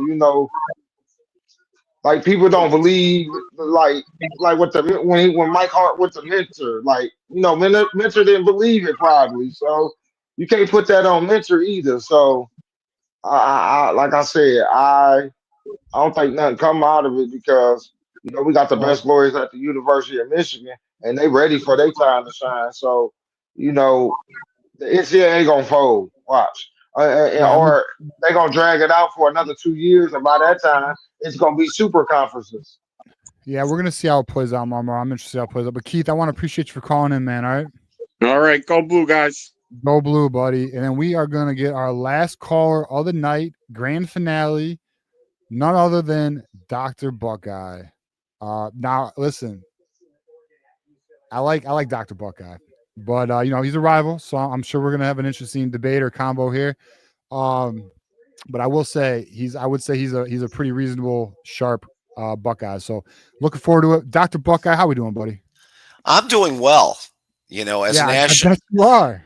As a national champion, I'm doing extremely well. Bruh. I am doing extremely well. With this national championship ring, I've never been better, gentlemen. I've never been better. Doing pretty good. Ain't you the same guy that kept saying we cheated and cheated? I do believe that. I do believe that you did. But hey, are you an intelligent folk? All right, let me ask this. No, I'll answer. No, I'm asking you. Yes. Hold on. Are you morally intact? I am, and I have a question for you guys. I have a question. Do you believe? Are you conformed? I mean, come on, bro. Listen. I just want to ask this question because we've been over this before. Let me ask you this about the Stallion. This is who this whole thing is about. So let me ask a question what this whole thing is about because we're here right now. You guys are here right now because of the Stallion and what he did right or what he did wrong. Okay. And to that point, I just want to go over this one more time. Did the Stallion do anything wrong? Or was he just a lone wolfer that was out of control and the coaches didn't know what he was doing and that was it? Which one is it? All right. I do believe I do believe Connor Stallions lone wolfed it, but I do believe Chris Partridge was aware of the dynamic.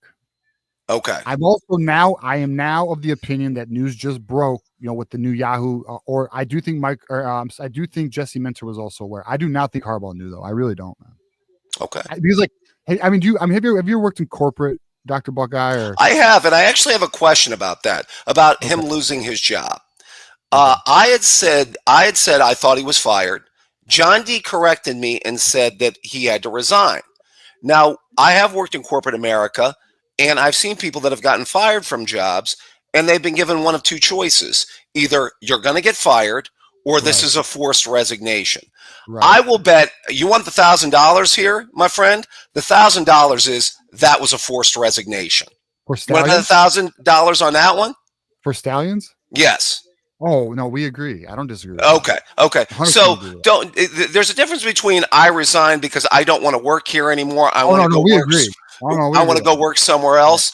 And a resignation by someone saying, no, you're either going to get fired here, buddy, or you're going to resign. So let's be okay. So let's be clear about that. That's also a fact. No, we agree. And look, here's another thing too. So here's something that's interesting. Actually, I wanted to bring this up when Zay was on earlier. Okay. So last year when Michigan got rid of Chris Partridge, because things started coming out, at that time, that was when the LLC, vacuum cleaner, Blake Corum, Uncle T thing kind of broke. I think Michigan got caught off guard with that.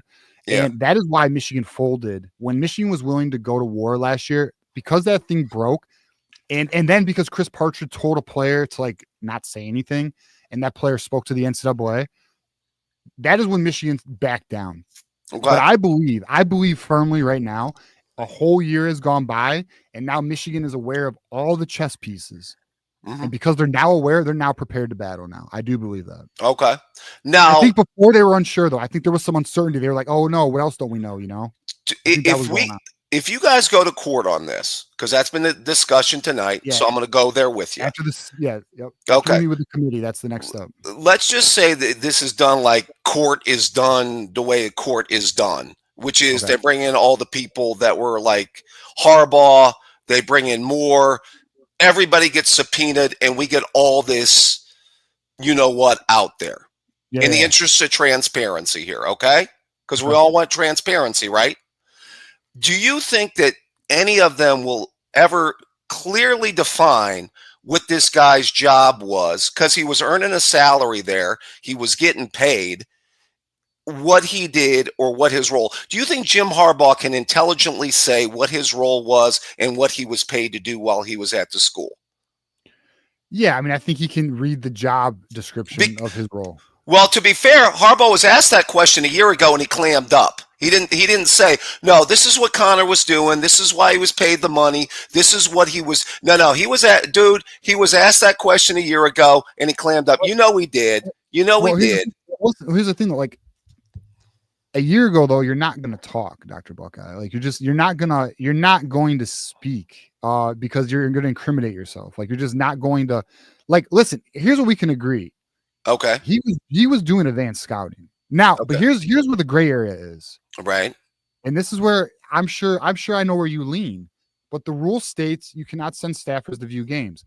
He was sending friends and family. Does that count as a staffer? And that's what Michigan's arguing, by the way. Okay. No one's denying that the individuals were sent to games. No one's denying that. Well, because they have the receipts for that. Right. The argument is, do they count? That's the argument. Right. So that's that's what it is. It's just Michigan's arguing nuance.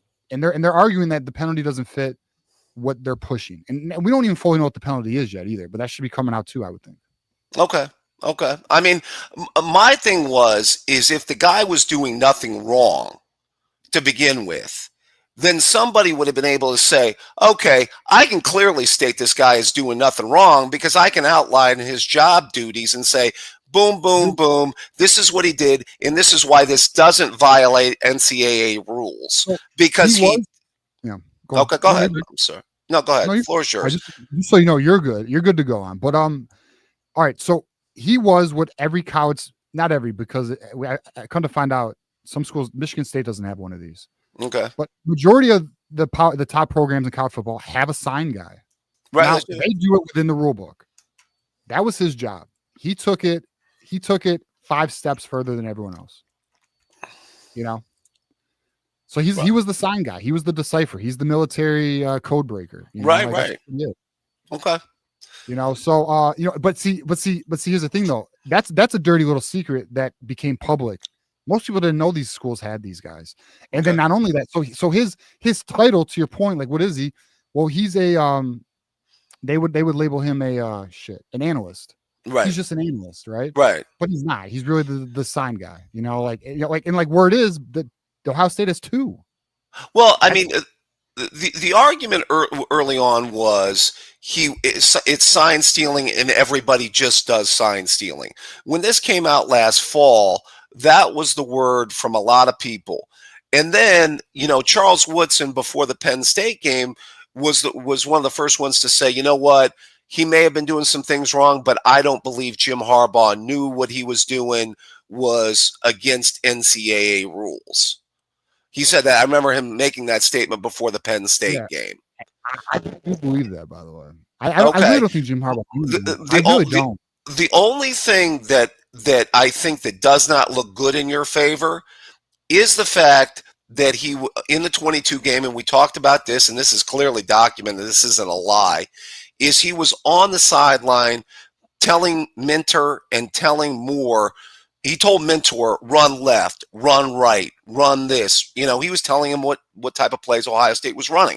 So what you're saying is Jim Harbaugh had this guy on the sideline. He was telling Moore and Mentor these plays, but he didn't know what Stalions was doing was wrong or against the rules, even though he had this guy on the sideline telling his assistants all these things during a football game.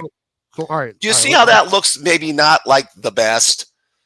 See, I don't see. That's not how I look at that, though, and I'll tell you why. Okay, tell me where I'm going wrong. Tell me where I'm going wrong.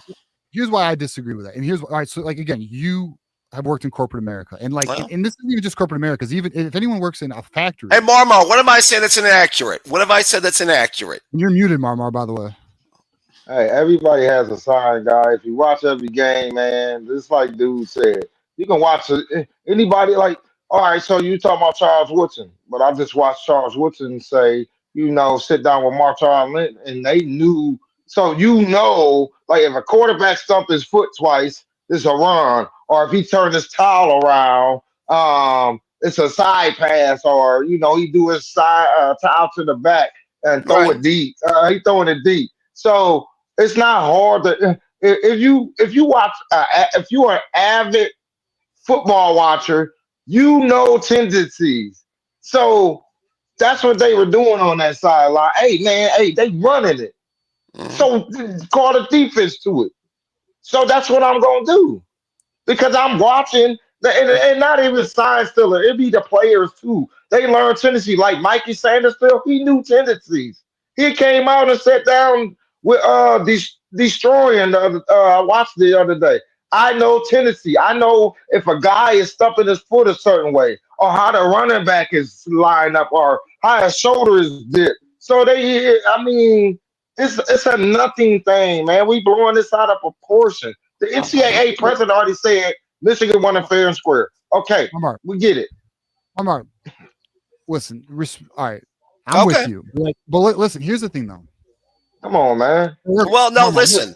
What Woodson said, he said that before the Penn State game. He said that if Stallion was doing something wrong, Harbaugh didn't know about it. What I'm saying is that guy was on the sideline during the Ohio State game in 22 saying things to the assistant coaches, and he didn't know what he was doing was wrong. And go ahead. I'm sorry. 2 points. I didn't mean to cut you off either. Okay, let me hit on 2 points. One, Marmar, it's a call-in show. We're gonna debate this shit. You know what I mean? Like, so Dr. Buckeye has every right to bring up these points and have a debate. That's what we're here for. We're here for debate and analysis. It's all good. Secondly, okay, I believe, and I do believe this. Why would Jim Harbaugh think somebody who's excelling at their job is doing something dirty? Like, for example, you know how many companies get caught doing bribery? Okay. To get like contracts and like especially foreign nations.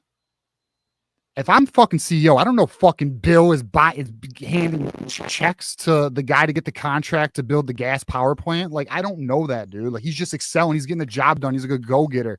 Because quite honestly, and I like these coaching staff, the head coaches have so much on their plate. They can't micromanage these people. Everything is compartmentalized. It's a need to know basis. You know this, like, especially when it's like, it's need to know. And guess what? So in my opinion, you know, because when you look at a hierarchy within the company, Jesse Minter, like Connor Stannage reported to Chris Partridge and Jesse Minter. I believe they knew. I didn't know if Jesse Minter knew. I now do think he did knew. Okay. I do not think it went above that. I really don't. So you don't think that? Well, okay. He was giving Minter the knowledge on the Ohio State sideline in the 22 game, but he was also given more the knowledge on the sideline during that game as well. So if not Minter, why not more though? That's my point. What do you want? Oh, why wasn't Minter aware? Well, no, I'm saying why wasn't more aware like Minter was? Yeah, exactly. Aren't they both in the same circle here, or are they in different circles that way? Well, the reason why I can say I believe Minter knew is because the report recently just said Mike Hart went to Jesse Minter. I have no idea if Sharon Moore had an in, or if he just thought that this dude was elite at his job. You know, like, it's possible. Like, dude, like, there's nobody, all right, whoever you work with, and this goes to anyone watching, you don't know everything these people are doing, bro, that you're working with. You know, whether they're cutting corners, whether they're doing a little whiteout on a document, scanning it and making it look good, changing dates to make it the effective date. You know what I mean? Like, I've seen some shit. Like, we all have. I've seen some checks handed to people to get contracts. You know what I mean? Under table. Sure. So, like, you know what? I know my boss didn't know. You know, so like, that's what I mean. Like, and if anyone has worked in corporate, it ain't clean, bro. Like, that's why, to be honest with you, I hate corporate, but I'm in it. You know, like, I was in it. Now I'm trying to build a company now with Voice of College Football. Point being is, it's a dirty game, bro, and college football is dirty as hell. Okay, you know? So corporate America's dirty too. Okay, but back to a point that we discussed last summer. You know, when we originally spoke about this before the start of the season. Remember what I said to you? Is Jim Harbaugh's whole defense just ignorance? Is bottom line is what you're saying? I didn't know is Jim Harbaugh's argument? I think that's his argument. Is he didn't know. His whole argument is I didn't know. I wasn't aware. Yeah, okay. I think that would be his argument. You know, like. Do you really think that's a good? You have to think that's pretty flimsy. If they're going to pay the guy millions of dollars, if they're going to give him that much power. If he's got a bad seat, hold on a second. I'll just tie up my point real quick. Obviously, sure. I'm gonna just tie up my point real quick. Buck, you are welcome here, man. I'm not running you off. You're good. Thank you, and I thank you for letting me speak. Yeah. So if they're going to give him all that money and they're going to give him all that power, if he's got I'll say a bad seed running around that may be breaking NCAA rules and imparting information on his assistants that may have an effect on the outcome of college football games. You're saying that's not his right to know that, or that he shouldn't know that? Okay. So floor is yours. Sorry. All right. So here's my response to that. Sure. I don't think it is possible for a head coach to know absolutely everything that goes on in his program. And I'll give you an example. There is performance enhancing drugs being pushed in a lot of these locker rooms, and these coaches don't know about it. Now, some of these coaches are aware of that. But there are people within the staff who are pushing those things to some of these kids. You know, now maybe it's their own trainers, and then these kids got hookups. They don't know these kids are taking that shit. They don't even test for it in college football. You know what I'm saying? Like, they don't know everything that's under the umbrella here. Like, all I'm saying is I don't think it's now. Granted, does the NCAA? Here's where I will agree with you. Does the NCAA say the head coach should? Yes, they do. Is it possible? I don't think it's possible. There's no way you're gonna know every single move underneath every single person, man. Like, there's just no way. I'll retort to that real quick, and then I'm gonna eventually get to my bottom line on what I think will eventually happen with this whole deal. Okay. I will say my retort to that would be, number one, if it's I don't think it's Jim Harbaugh's responsibility to know, like, what was the Walmart situation, dude, that got fired? Alex Yud, So he's one of the ones that were pretty confident, told to the NCAA.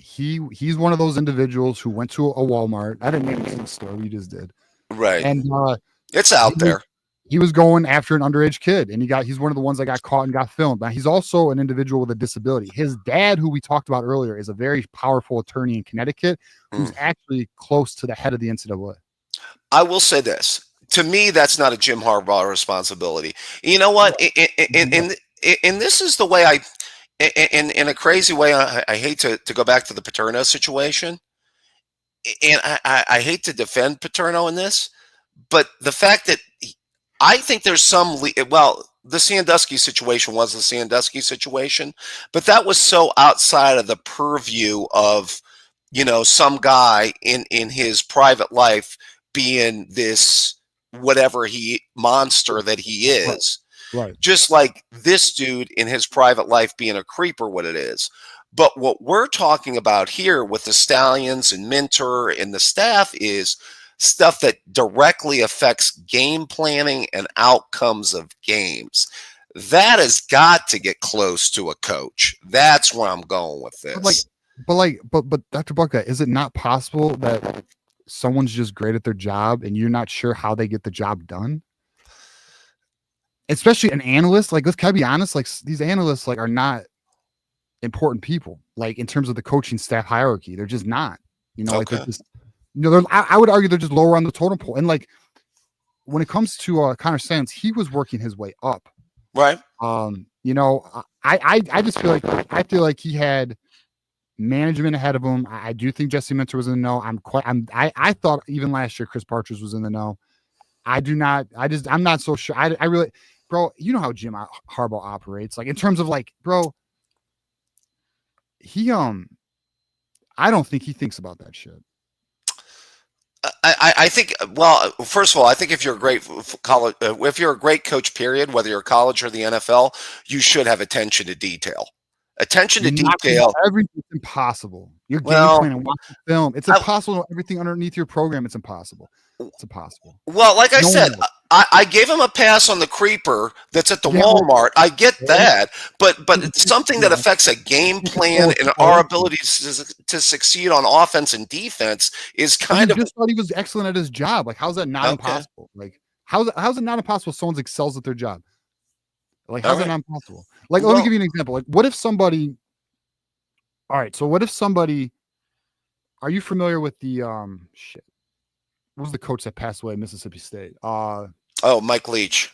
Mike Leach. You're familiar with the playbook scandal he did, right? Where he dropped the playbook. I heard vaguely about it. I don't know the exact details. So when he was at, I believe he was at Oklahoma, right? Mm-hmm. Mike, I'm sad this fucking story. But I think it was a coordinator there, if I'm not mistaken. He dropped a bogey playbook and fucking fooled them and doing things that the head coach didn't know about. Mm-hmm. To get an advantage, and they almost pulled out the victory, but they didn't. They actually lost at the end of the game because Texas eventually realized, these are fake calls, but it took them 3 quarters to figure it out, and then they finally people are going to do things to get advantage, and you're not going to know every single thing. I promise you this, Dr. Bucka. I promise you this. Okay. There is somebody in your program right now breaking a rule, and I promise you, Ryan Day does not know all of them. Somebody's doing something. Right. Somebody's handing an envelope somewhere. And now NIL's alive now. It's okay, but there's something going on. There's not an elite program running clean right now. There's not one. Okay. Not an elite one. I still think you stand on the thin ice with everybody cheats. Just only certain programs get away with it is an argument that's been used for 8,000 years, and I still think it's somewhat flimsy. But here's the thing: this would never have been found out if we didn't have a staffer who was pissed. I mean,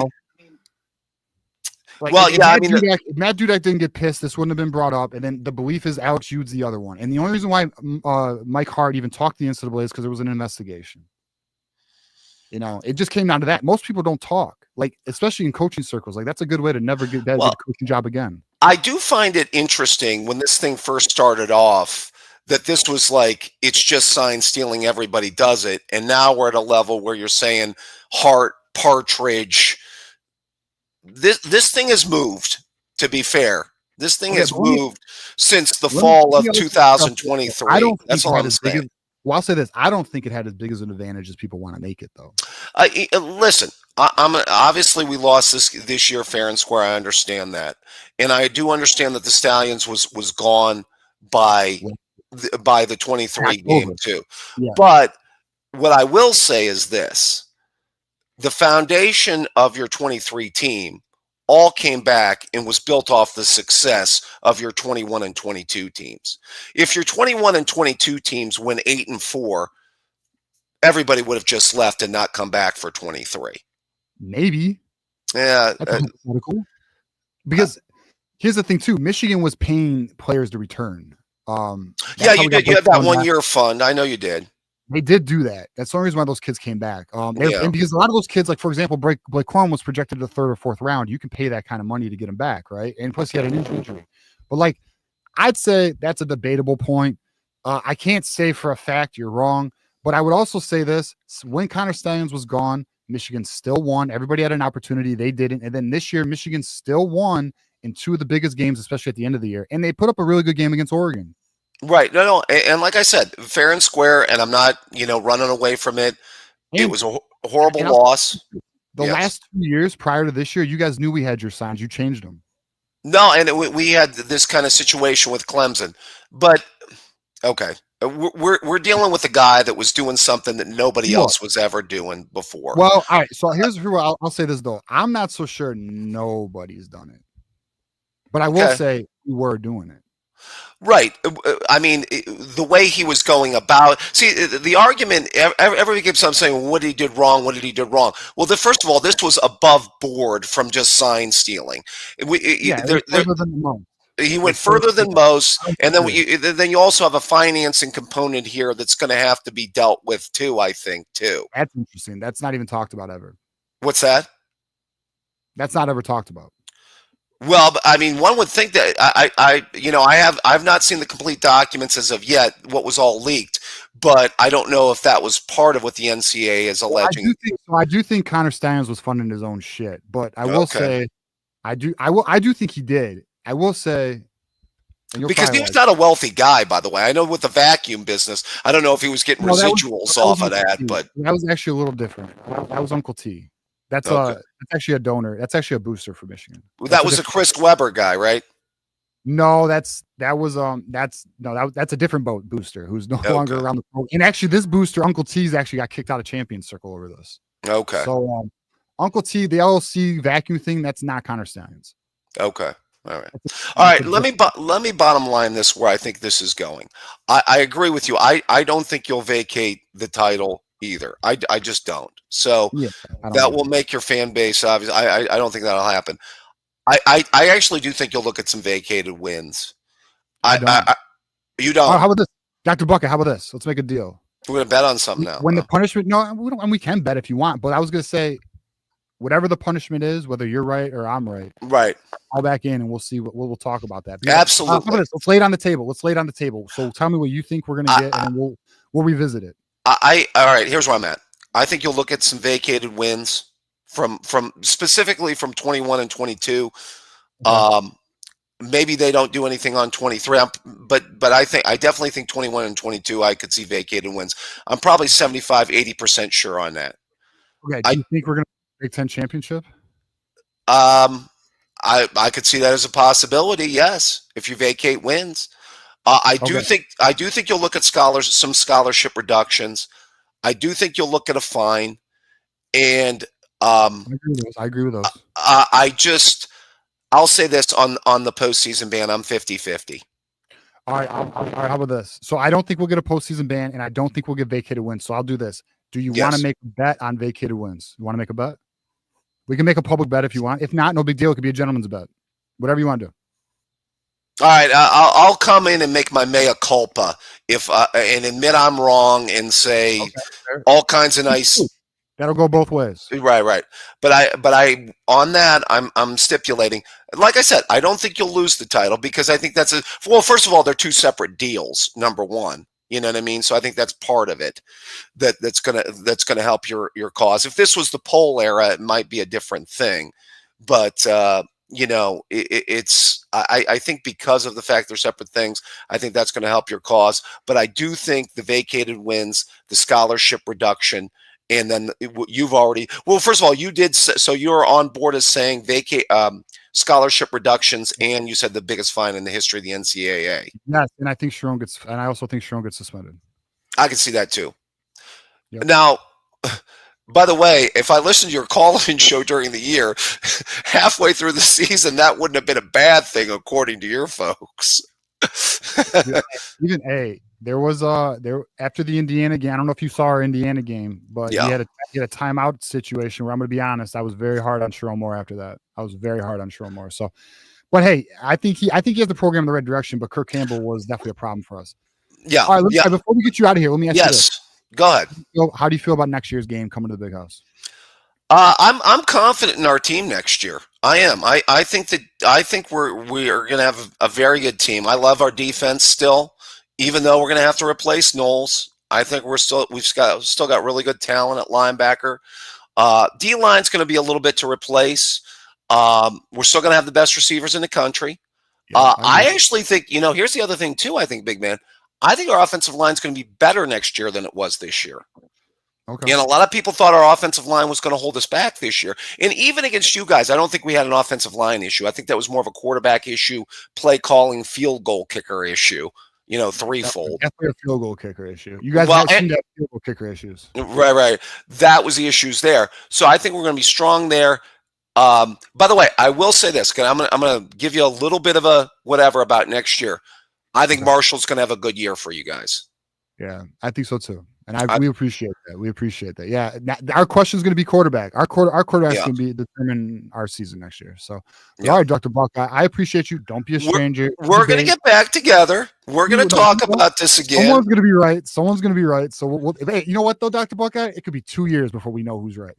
Hey, real quick, shout out to Mark's show in a few weeks. I don't know if you heard what he's going to do. I'm aware. All right. Have some of his largest fan base chime in and make their case. Yeah, we will. I've told our people they'll be there to debate. We'll see how it goes. I'm sure you'll be watching. I'm sure Mark will have a good time with it. All right. We know the answer though, Dr. Buckeye. Of course, it's Ohio State. It's not even close. Yeah. All right, appreciate you, man. We'll talk. Take care. All right, go blue, buddy. All right, Dr. Buckeye. Listen, and I'm gonna bring Marmar up here. So the reason why I didn't bring you, I just wanted to let Dr. Buckeye talk for a little bit. But so here's my position, guys. This is a call-in show. We debate. We talk. I am open to hearing counterpoints, even if I don't agree with it. Because it's okay. It's okay to disagree. I want to stress that. That's one of the things I want the show to stress to everybody. It's like, just because I don't agree or Dr. Buckeye doesn't agree with my opinion, that's okay. Like, we're here to debate, lay everything out, have a good conversation. It doesn't got to get nasty. But that's what it's about. And that's what I want this call show to be about. And Marmar, at the end of the day, I don't agree. I listen, I was willing to bet money. I was honestly going to bet him $100 on the TJ, go down that direction. Listen, hey, TJ. Okay. At some point in your life, when you grow out of the childish mindset and you become that man and you start doing you start doing things. See, I look at things through life and reality, and I'm not conformed. I don't even listen to rap music no more because of the frequency that it keeps you at. Okay, hold on. So, frequency, most people have no idea what you're talking about, but I know what you're talking about. Some people do. Okay, so when you get unplug your matrix, I'm gonna say unplug for the matrix, and you start seeing things for what they are, morally, respectfully, at a cognitive sense, moral compass. And for people, for Dr. Buckeye to do that on the show the other night on Mark Rogers talking about we cheated and blah blah blah, but nobody can point. Even the NCAA can't point to a point to what you cut up. Point to what they can't point to a bylaw of the NCAA that was broken. all they have is speculation. We don't disagree. There's a lack of evidence, and we also don't disagree. And so for people there's nothing wrong with hearing to someone's opinion, Marmar. It's okay. Like, yeah, I get that, but I get opinions, but I get opinions, but I get fact too. Fact. But Marmar, bro, I got his you. opinion doesn't listen. Listen. All right, you said you don't listen to rap. That's fine. But Jay-Z has a line: "What you eat don't make me shit." I don't give a fuck about someone else's opinion, bro. It doesn't fuck with my day. That's why, like, I'm gonna be real. I'm gonna say this very respectfully to everybody. Some people DM me some things that other people say. I don't give a fuck. I'm busy. I got shit to do. Like, other people's opinions don't matter to me. I walk my own path, but I'm willing to hear other. I'm willing to have debate. I'm willing to have a conversation. And if I disagree, it doesn't affect me. Like, I don't care if someone doesn't agree with me or agrees with me. I try to be objective. And guess what? I'm okay with being wrong. Like, that's the thing too. Like, why do I enjoy debate? Because there's been a lot of times in my life where I've learned something new. Sometimes you learn something new, and that's okay. Like, I believe in the growth mindset. I'm not afraid. And I read this book. Yeah, I read this book called Secret.